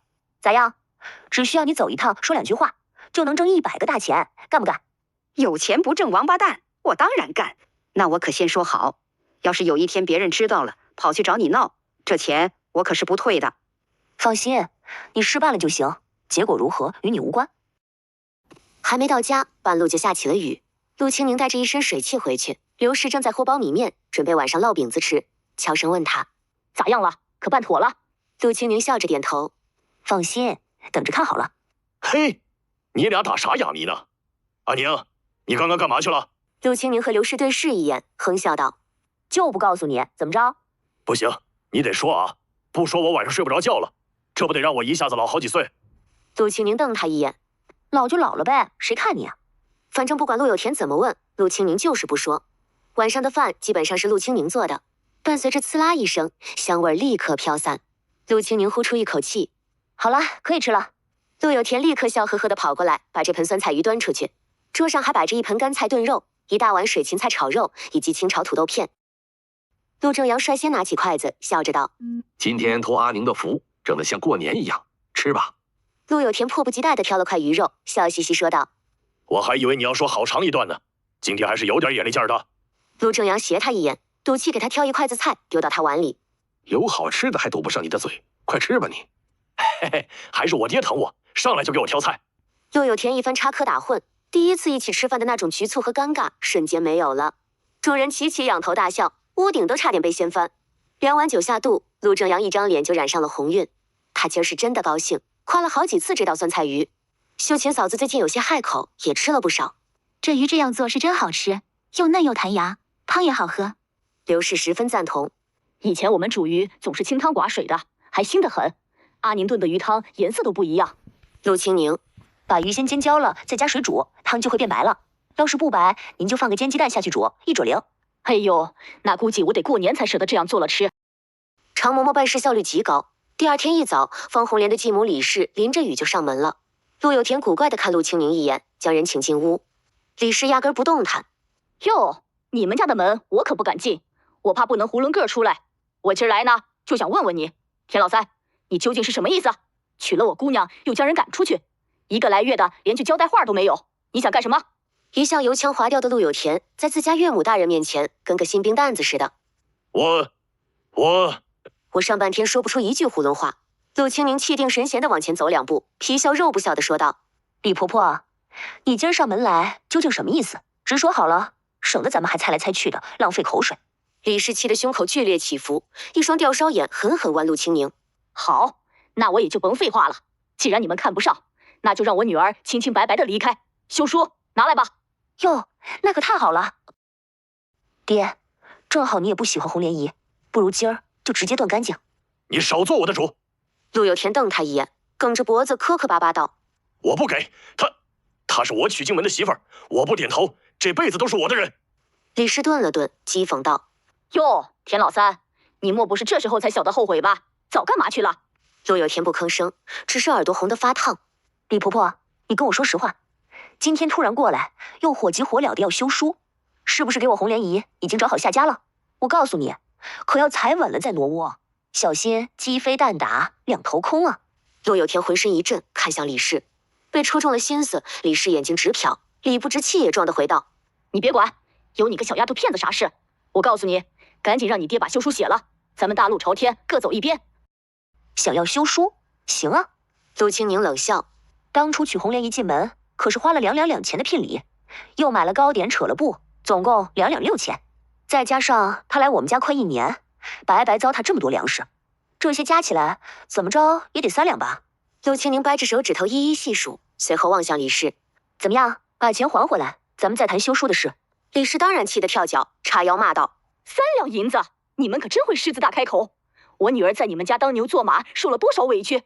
不管受了什么委屈，她的肚子不还是没动静，没给我们陆家生个一男半女，你当我们银子白花的？”陆清宁不耐烦地摆手：“赶紧滚吧，准备好银子再来。”说完就叫上陆有田回屋，把大门狠狠关上。“你等着，不就3两银子吗？当老娘拿不出来？”姓常的媒婆昨天上门了，说隔壁镇子有个大户，儿子虽然是个傻子，但人家能拿8两银子的聘礼，只要生了儿子再给6两，拿3两出去翻倍的赚回来，这个买卖谁不乐意？李氏回家就开始翻箱子，还好他的儿子比较冷静，将人拦了下来。“娘，大姐这次被休可就是2次了，谁愿意娶个被休息2次的女人？更何况还带着个小丫头片子。常嬷嬷说的是真靠谱吗？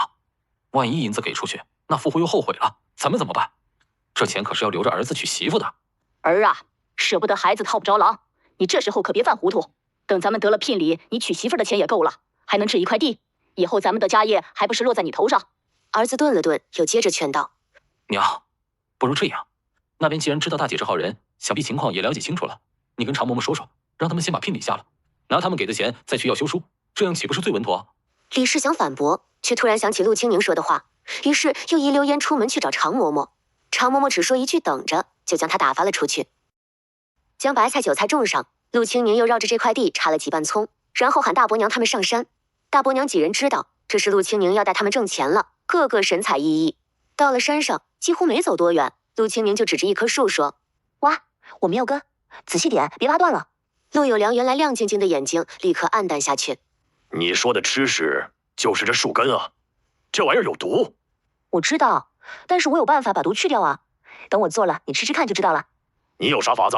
毒还能去掉呢？”“阿宁让我们挖，咱们挖就行了，少屁话。”于是几个人赶紧行动起来。陆清宁挤不过去，在旁边看着，边说道：“这个东西叫木薯，等去了毒，就能用来煲糖水，冬天吃着又暖和又甜，肯定能卖钱。”其实上次去山里摘辣椒，他就发现了这里有不少木薯。刘氏抬起头看着陆清宁笑：“阿宁，你别解释，反正你咋说，咱们就咋做，我们信你。”2棵木薯挖完，几人的背篓已经塞了好些。陆清宁招呼他们下山。“阿宁，只要拿水泡泡就没毒了吗？”陆有田问。陆清宁笑着回道：“这次您可别急，这剥了皮的木薯得泡足2天2夜，再煮透了才能吃。”“嘿嘿，只要能吃就行，我又不着急吃。”陆清宁不接话，拍拍屁股起身：“大伯娘，那这木薯就放你这边，记得隔几个时辰换一次水。还有青云，千万别拿手碰，别缩手指头。”刘氏笑呵呵应下。陆清云却不高兴，小声反驳道：“我又不是小孩子，缩什么手指头？”陆清宁3人正在屋里说着话，听到屋外有娃子笑嘻嘻的喊：“有田叔，你的岳母又来了。”3人放下东西走到门口，就见李氏拿着一根长棍，边骂边往这边来，旁边还有方红莲和果儿，母女俩缩着肩膀战战兢兢，明显是被打了一路。可算来了。刘氏眼冒金光，对陆清宁眨眼睛：“你稳住他们，我去叫你爹。”“哟，李婆婆今儿是来送银子的吗？”“你在想屁吃？想让我拿钱？我呸！”李氏狠狠啐了一口，随后大力将方红莲母女往陆清宁面前推：“还不给老娘滚进去！这才是你的家！”母女俩被推得直接摔倒在地。陆清宁没去扶，只看了一眼就望向李氏：“李婆婆，这是什么意思？”“什么意思还不明白啊？还问？”李氏瞪他一眼，看向方红莲，手里木棍狠狠倒地面，咬牙切齿道：“肚子争点气，别又被人退货，我丢不起这个人。”说完就往外走。陆清宁赶紧上前把人拽住：“李婆婆，这是啥意思？您不是来要休书的吗？我爹马上就回来了。”李氏大力将他甩开，急忙往前走2步，离得远了才敢回头看。“我告诉你，你们既然娶了她，她就是陆家的人，休想赖在我家吃白食。”“李嬷嬷，别走啊，别走啊！”陆清宁越喊，李氏走得越快，后面甚至用跑的。到这时候了，李氏还没发现自己上了套，只觉得甩掉个烫手山芋，一身轻松。等人走得没影子了，陆有田才敢从远处的草垛子后边现身，看到方红莲，搓着手咧嘴笑：“回来了，回来就好，进去吧。”陆清宁睨他一眼，打气道：“爹，你怎么在外面躲着不回来？是怕李婆婆找你要休书吗？”瞎说！陆有田鼓着眼睛：“我那是尿急。”哦，这样啊。陆清宁恍然大悟，点点头，又对着方红莲笑：“红莲姨，这地方你都住了快1年了，我就不安置你了。爹，你给红莲姨泡碗红糖水，暖暖身子，再领她去地里看看麦子发芽没，然后顺便把有才叔给我们留的鱼拎回来。”你倒是挺会安排的。陆有田咕哝一句，又问：“那你干啥去？”我领着果儿去镇上转转，买些菜回来，咱们今晚吃顿好的庆祝一下。说完，陆清宁揉揉果儿的小脑袋瓜：“跟姐姐去不？姐姐给你买糖吃。”果儿不敢应，只看着自己娘。方红莲点点头，脸上露出一抹笑：“去吧，要听阿姐的话，别乱跑。”回到家，已经到了该做晚饭的时候了。陆清宁把刘氏婆媳俩喊来帮忙。方红莲极少跟刘氏他们相处，本来就战战兢兢的性子越发拘束，缩着肩膀，小口小口吃着碗里饭，连菜都不敢夹。陆有田倒是嘻嘻哈哈的，热情的很，一会儿给他挑排骨，一会儿给小果儿舀汤，把母女俩照顾得十分仔细。陆清宁和刘氏互相看一眼，没忍住笑出声。陆有田后知后觉，顿了顿，瞪向陆清宁：“你笑什么？”“我笑有的人死鸭子嘴硬，明明在意的紧，当初让他去接，却扭扭咧咧，真是丢我们老陆家的人啊！”陆有田的老脸唰的一下就红了。“别以为我不知道你捣了什么鬼，连我都算计。陆清宁，今天这顿打你是跑不了了。”陆清宁瘪着嘴唤陆正阳：“阿爷，你看他。”不出所料，陆有田又挨小老头的骂了：“你少狗咬吕洞宾，阿宁不是为了你们好吗？就你们2口子，一个倔驴，一个沉默的倔驴，他不用点方法，你俩现在还怄气呢。”